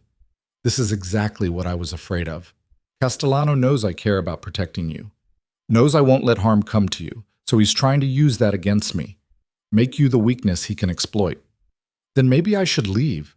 Get away from here so he has no reason to No. The word was sharp. That's exactly what he wants. You leave, you're unprotected. Easy target. He's betting I'll follow you, pull resources to keep you safe, leave other areas vulnerable. It's strategy. So what do? We end this.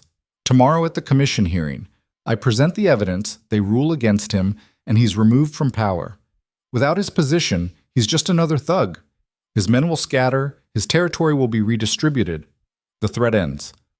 And if the commission doesn't rule in your favor, his jaw tightened. Then I handle it my way. They drove back to the estate in tense silence.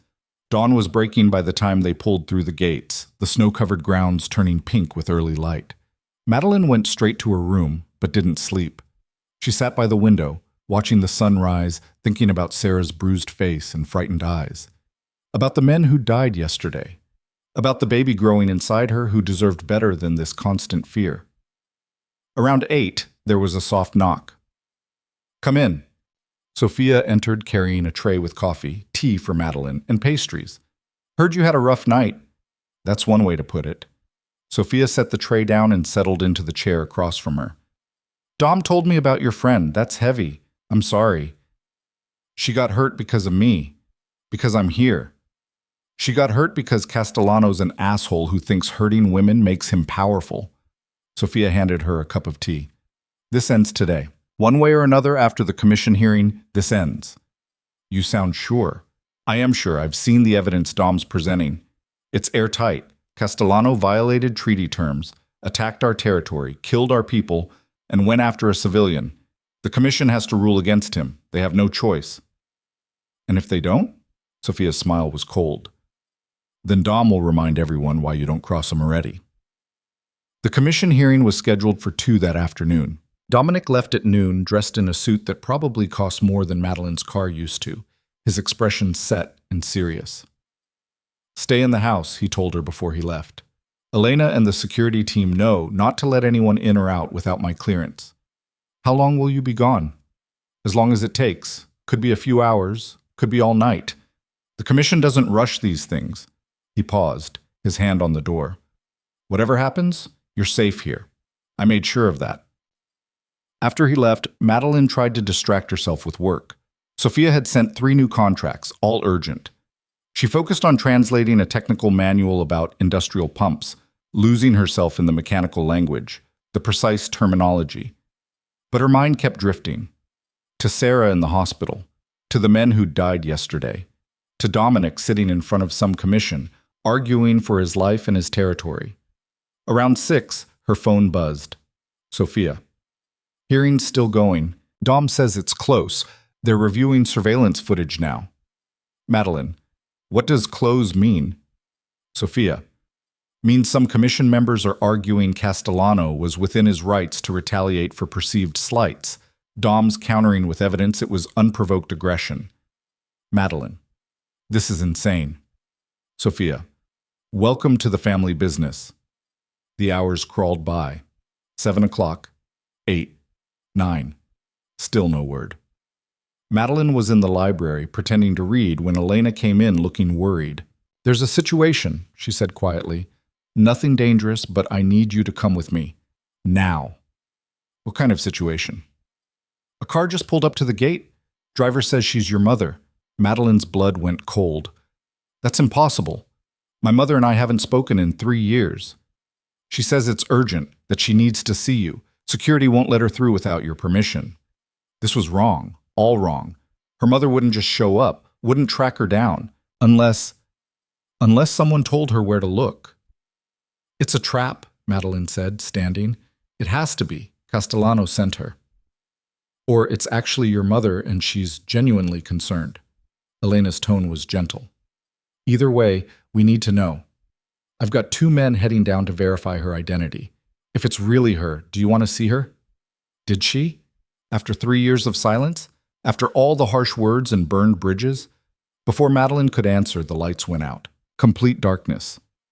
Then emergency lights flickered on, bathing everything in red. Elena pulled out her phone, her face tight. Stay here. Lock the door behind me. Something's wrong. Elena! But she was already gone, running toward the stairs. Madeline stood alone in the red-lit library, her heart hammering. This was bad. This was very bad. Her phone buzzed. Unknown number. She answered without thinking. Hello? Madeline Cross. The voice was male, unfamiliar.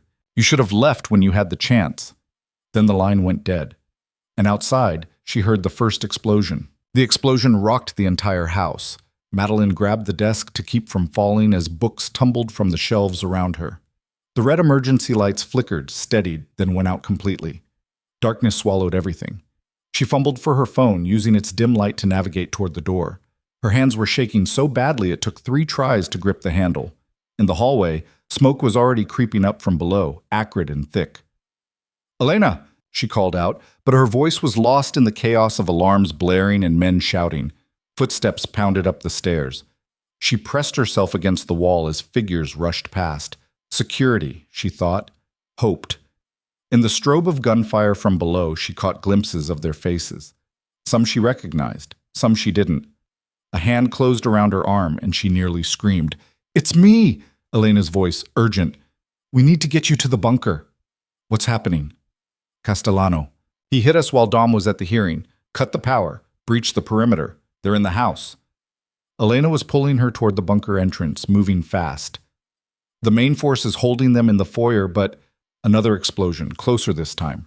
The floor beneath them shuddered. How many? Madeline asked, stumbling to keep up. At least 20, maybe more. Elena yanked open the bunker door, practically shoving Madeline toward the stairs. Get down there and lock it from the inside. There's a panel by the door. Red button seals it. No one can get through after that. What about you? I'm going back to help. Go, now. Elena. But Elena was already gone, disappearing into the smoke-filled hallway with a gun in her hand that looked too big for her grip. Madeline descended into the bunker, her legs barely supporting her weight. Behind her, the sounds of the battle intensified. More gunfire, something that might have been a scream. She didn't let herself think about it. Couldn't. At the bottom, she found the control panel Elena had mentioned. Red button, just like she'd said. Madeline pressed it and heard the heavy locks engage above, sealing her in. The silence was immediate and absolute. Whatever was happening up there, she couldn't hear it anymore. She was alone in the reinforced concrete tomb with emergency lights casting everything in sickly yellow. Her phone rang. She jumped, nearly dropping it. Dominic. Where are you? His voice was tight, controlled, but she could hear the fear underneath. The bunker. Elena got me here before. You're sealed in? Yes. Good. Stay there. Don't open that door for anyone except me. I don't care what they say. I don't care if they sound like Elena or Sophia or anyone else. You wait for me. Dominic, what's happening? The commission ruled in my favor, unanimously. Castellano's been stripped of his territory and his position. He's supposed to be arrested and held for trial. A pause, heavy with implication. He didn't wait around for the arrest. Left the hearing early with his remaining men and came straight for you. The words settled like lead in her stomach. For me. He knows the commission's ruling means he's finished. He's got nothing left to lose. Going after you is his last shot at hurting me. The sound of a car engine roared in the background. I'm 15 minutes out. My men are holding the house, but it's bad. Just stay where you are, please. The call ended. Madeline sat on the cot, her whole body shaking. This was her fault. She'd brought this down on Dominic, on Elena, on all of them. If she'd just left when she had the chance, none of this would be happening. Her hand went to her stomach, to the small swell there. 16 weeks now. The baby was the size of an avocado, had fingerprints, could hear sounds from outside the womb, could hear the war being fought above them. I'm sorry, she whispered. I'm so sorry I brought you into this. Time moved strangely in the bunker. Could have been 5 minutes, could have been 50. Madeline sat in the yellow light, listening to nothing, imagining everything. Then the intercom crackled to life. She hadn't known there was an intercom. Miss Cross, a man's voice, unfamiliar, smooth, almost pleasant. I know you can hear me. I need you to open the bunker door. She didn't move, didn't breathe. I have Elena here with me. She's hurt, needs medical attention. You open the door, I'll let her go. You have my word. Madeline's eyes went to the intercom speaker mounted high on the wall. I don't know you. Your word means nothing. A pause. Then, smart girl. Let me introduce myself, Antonio Castellano. And you're right, my word probably doesn't mean much to you, but Elena's life should. A woman's voice strained with pain. Don't listen to him, Madeline. Stay. The sound of something hitting flesh. A gasp. She's very brave, Castellano continued, his voice still pleasant. But she's also bleeding from a rather nasty wound in her side. Without treatment, she'll be dead in an hour, maybe less. So here's my offer. You come up here, I let Elena live. I let everyone in this house live. And we have a conversation, you and I. What kind of conversation? The kind where I explain to you exactly what Moretti is, what he does, the blood on his hands, and then you make an informed choice about whether you want to stay in his world. Madeline's laugh came out harsh. You just attacked his house, killed his people, and you want to lecture me about blood on hands? I'm a businessman protecting my interests. Moretti, though, he's something else, something worse. He dresses it up nice, talks about modernization and reducing violence, but at the end of the day, he's his father's son, a killer who's very good at pretending otherwise. I'm not opening the door. Then Elena dies, along with Marco, who's hiding in the kitchen with a bullet in his leg, and the 2 housekeepers locked in the pantry, and everyone else in this building who's still breathing. Is that really what you want? All those deaths on your conscience? She could barely think through the pounding of her heart. This was exactly what Dominic had warned her about.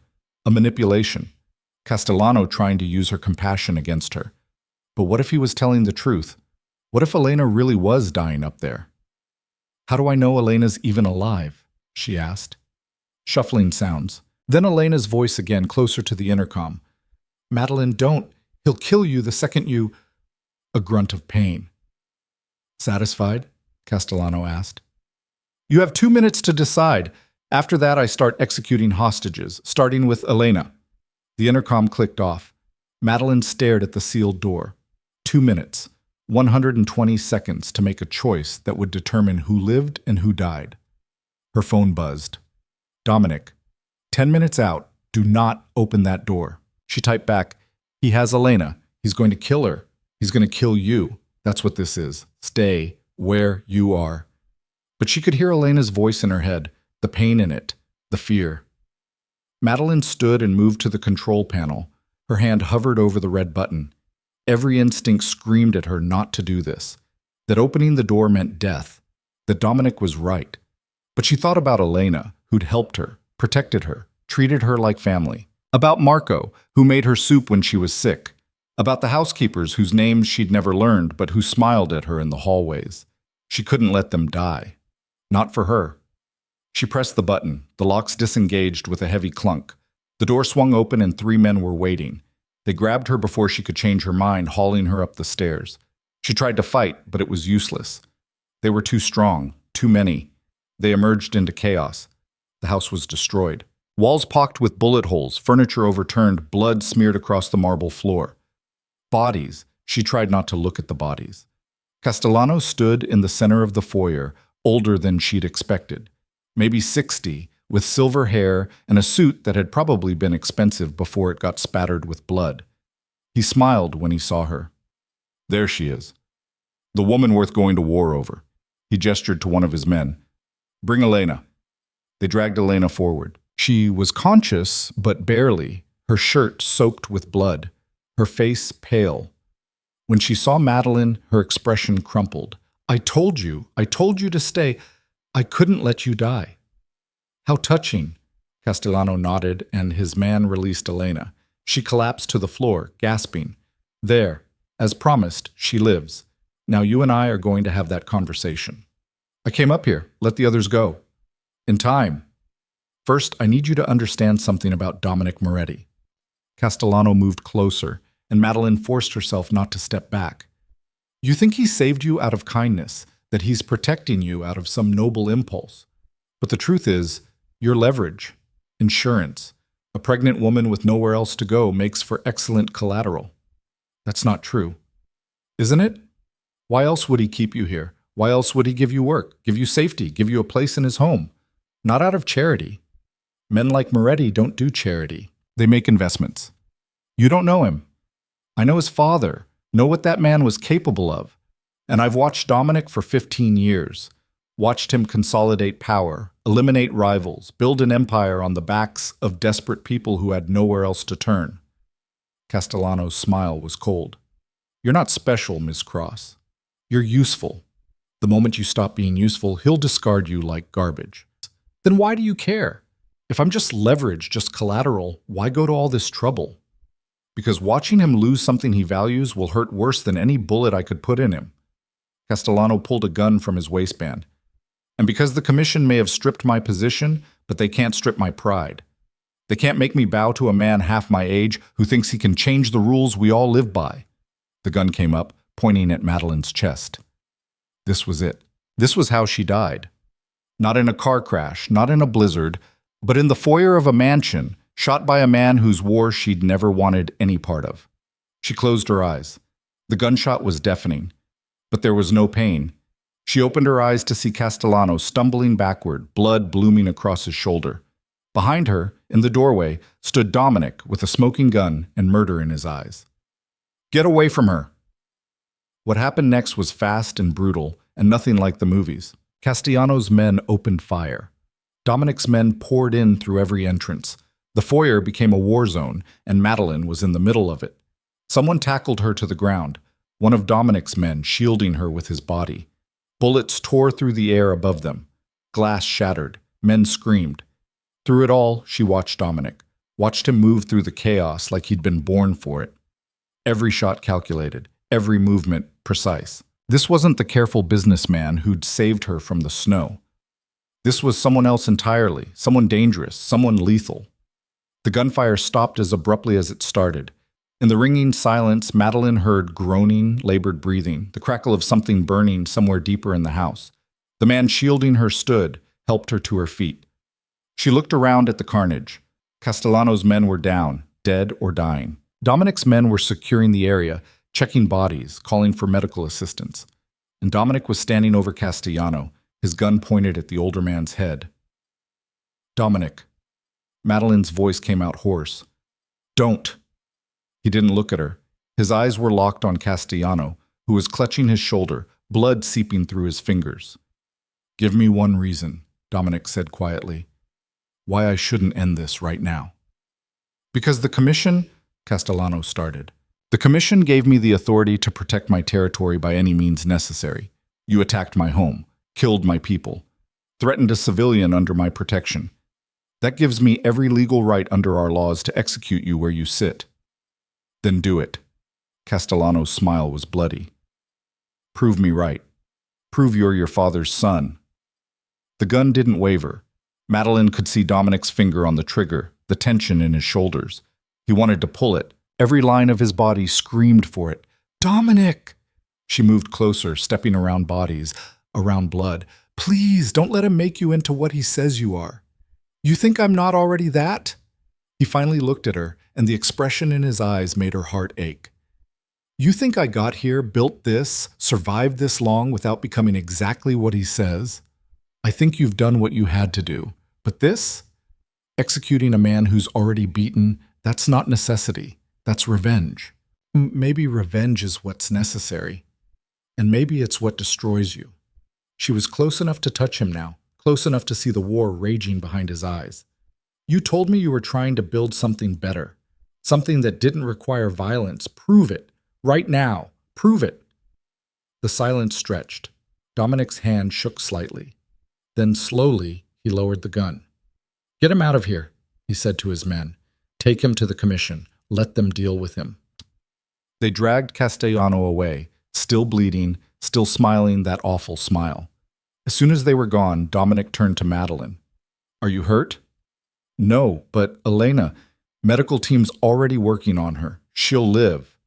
His hand came up to cup her face, his thumb brushing her cheekbone. You opened the door. I told you not to open the door.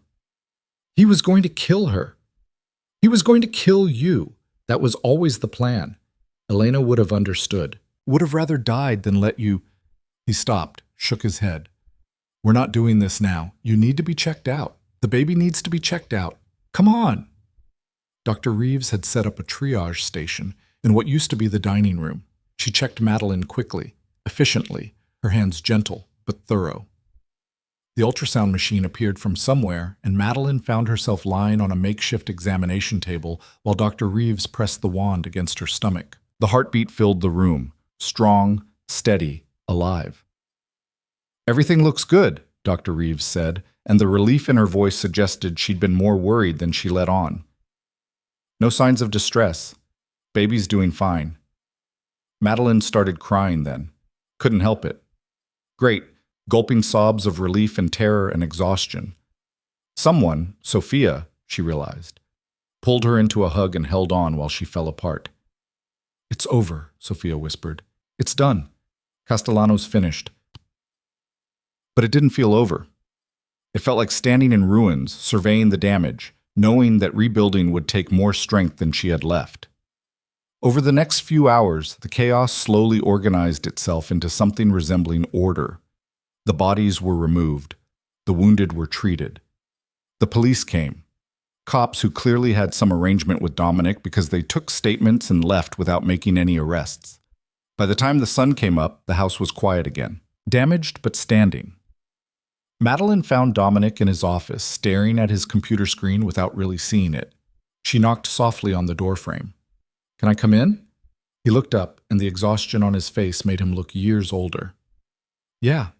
She sat in the chair across from his desk. For a long moment, neither of them spoke. I'm sorry, she said finally, for opening the door, for not listening to you. You saved lives. Elena, Marco, the others. If you hadn't come up when you did, Castellano would have made good on his threat.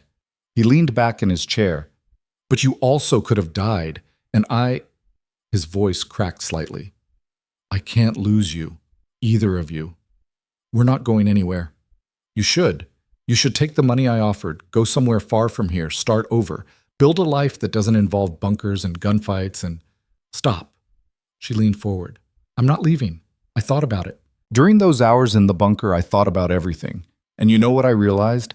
I'm safer here, with you, than I would be anywhere else. Not because of the security or the guards or the reinforced walls. Because you care. Because you fight for the people in your life.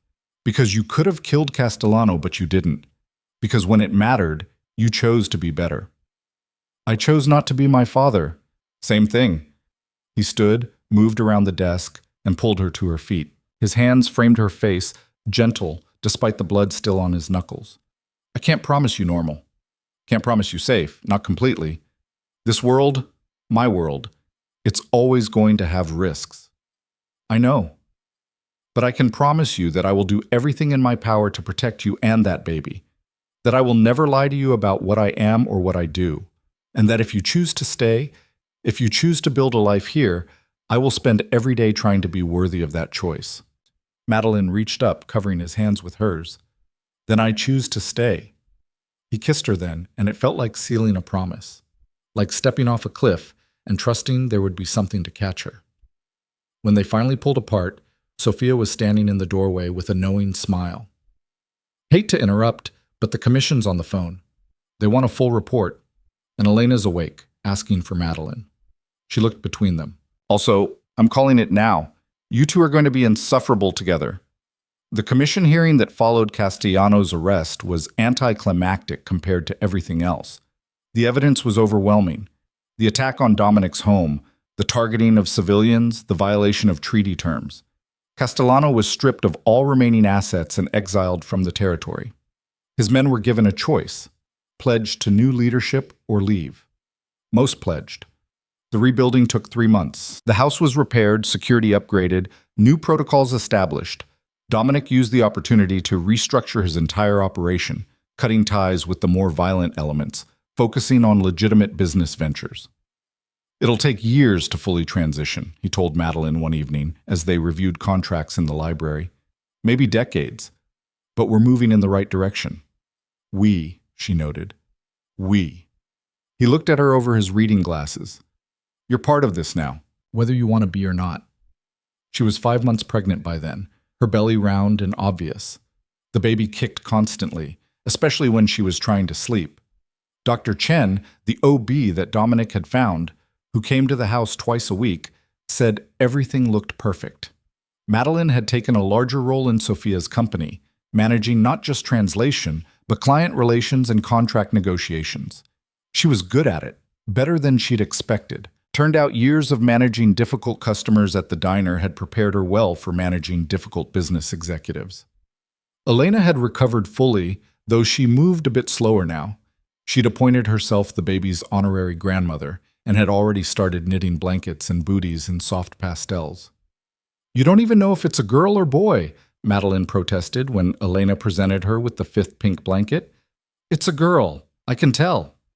Elena's smile was knowing. I'm never wrong about these things. She wasn't wrong. The ultrasound at 6 months confirmed it, a girl. Madeline cried again. Seemed like she was always crying these days. Hormones, Dr. Chen said. But it felt like more than that. Felt like release, like joy, like hope for a future she'd stopped believing in. A daughter, Dominic said softly, his hand on her belly, feeling the baby kick. We're having a daughter. We need to think about names. Already have one, if you're open to it. Yeah? Rose. After my mother. Madeline tested it. Rose. Rose Moretti. Rose Cross. Rose Cross Moretti.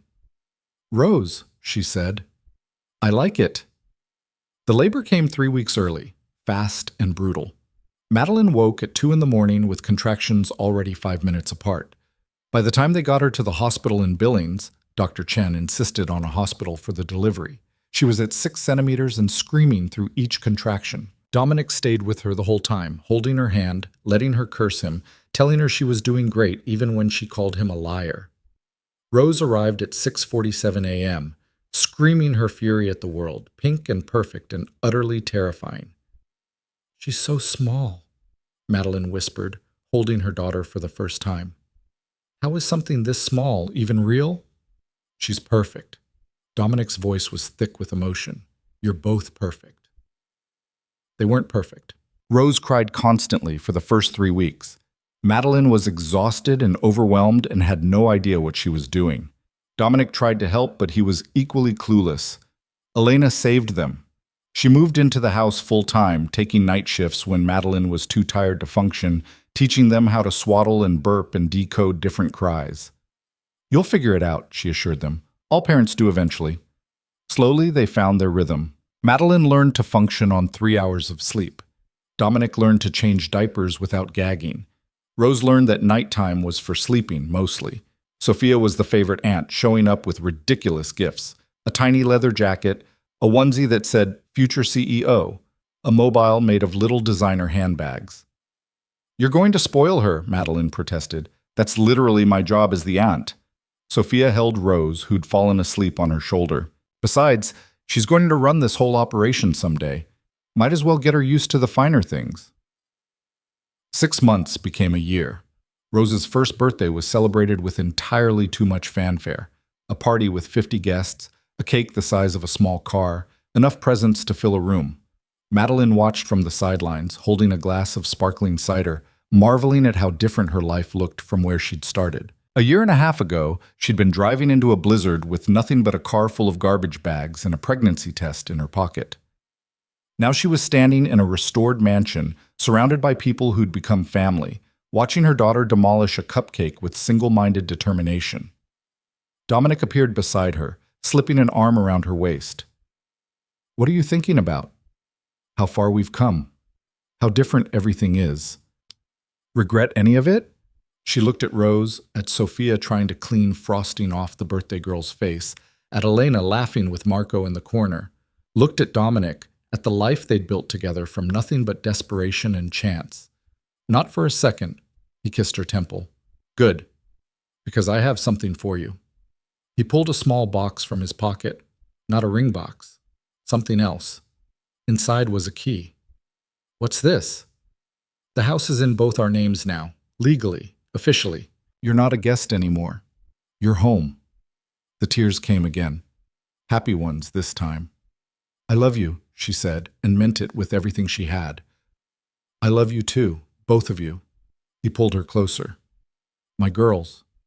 2 years after that night in the snow, Madeline Cross had found something she'd stopped believing existed. Not just safety or security or a place to live. She'd found home, found family, found a future worth fighting for. And when Rose took her first steps across the library floor, grabbing for Madeline's outstretched hands while Dominic cheered from his chair, Madeline understood that this messy, complicated, beautiful life was exactly what she'd been driving toward all along. She just hadn't known it until she'd crashed. The scars remained, of course. Physical ones from the accident, emotional ones from betrayal and loss and the violence she'd witnessed. Some nights she still woke from nightmares about bunkers and gunfire, but Dominic was always there. And in the morning, Rose would climb into bed between them, sticky fingers and wild hair demanding pancakes and stories. Life went on. The business continued. Dominic's transition toward legitimate operations progressed slowly but steadily. There were setbacks, complications, the occasional reminder that leaving the old world behind wasn't simple, but they built something good from the ruins, something lasting. 3 years in, Dominic asked her to marry him. Simple proposal, just the two of them in the library where they'd spent so many quiet evenings. "I know it's complicated," he said. "Legal marriage means legal ties to all of this. To my past, my business, everything that comes with my name. You don't have to say yes." "I know." Madeline took the ring from the box, a simple band with a single stone that caught the firelight. "I'm saying yes anyway." "Das war surprise." They married in the spring. Small ceremony in the garden with just family and close friends. Rose was the flower girl, taking her job very seriously, concentrating fiercely on not dropping petals. Standing at the altar, Madeline thought about the girl she'd been. The one who'd believed Marcus when he said he loved her. Who'd thought stability meant settling. Who'd driven into a storm because she had nowhere else to go. That girl had died in the snow. The woman she'd become had been born in the warmth that followed. "I do," she said when the moment came. "I do," Dominic echoed. And when they kissed, Rose cheered loudly enough to make everyone laugh. 5 years after the accident, Madeline stood in the library, their library now, hers and Dominic's, with their second daughter sleeping against her shoulder. Grace, 6 months old, dark hair like her father, green eyes like her mother. Rose was in the corner with Elena, learning to knit, her small fingers struggling with the needles but refusing to give up. Through the window, Madeline could see the Montana landscape she'd once hated. The snow didn't seem as brutal anymore, the cold didn't cut as deep, or maybe she'd just gotten stronger. Dominic came in carrying contracts, kissed Grace's head, then Madeline's lips. Ready to look at the Prague deal? Born ready, they worked side by side, partners in business and life, while their daughters played nearby. It wasn't the life Madeline had imagined, wasn't the safe, normal existence she'd once thought she wanted. It was better, because it was real, because it was earned, because every good thing in it had been fought for and won. That night, after the girls were asleep and the house was quiet, Madeline stood at the bedroom window looking out at the stars. "You okay?" Dominic asked from the bed. "Yeah." She turned to him, smiled, "Just thinking about how lucky I am." "Lucky?" He raised an eyebrow. "You nearly died. Twice." "I know. But if I hadn't crashed that night, if you hadn't found me, none of this would exist. Rose wouldn't exist. Grace wouldn't exist. We wouldn't exist."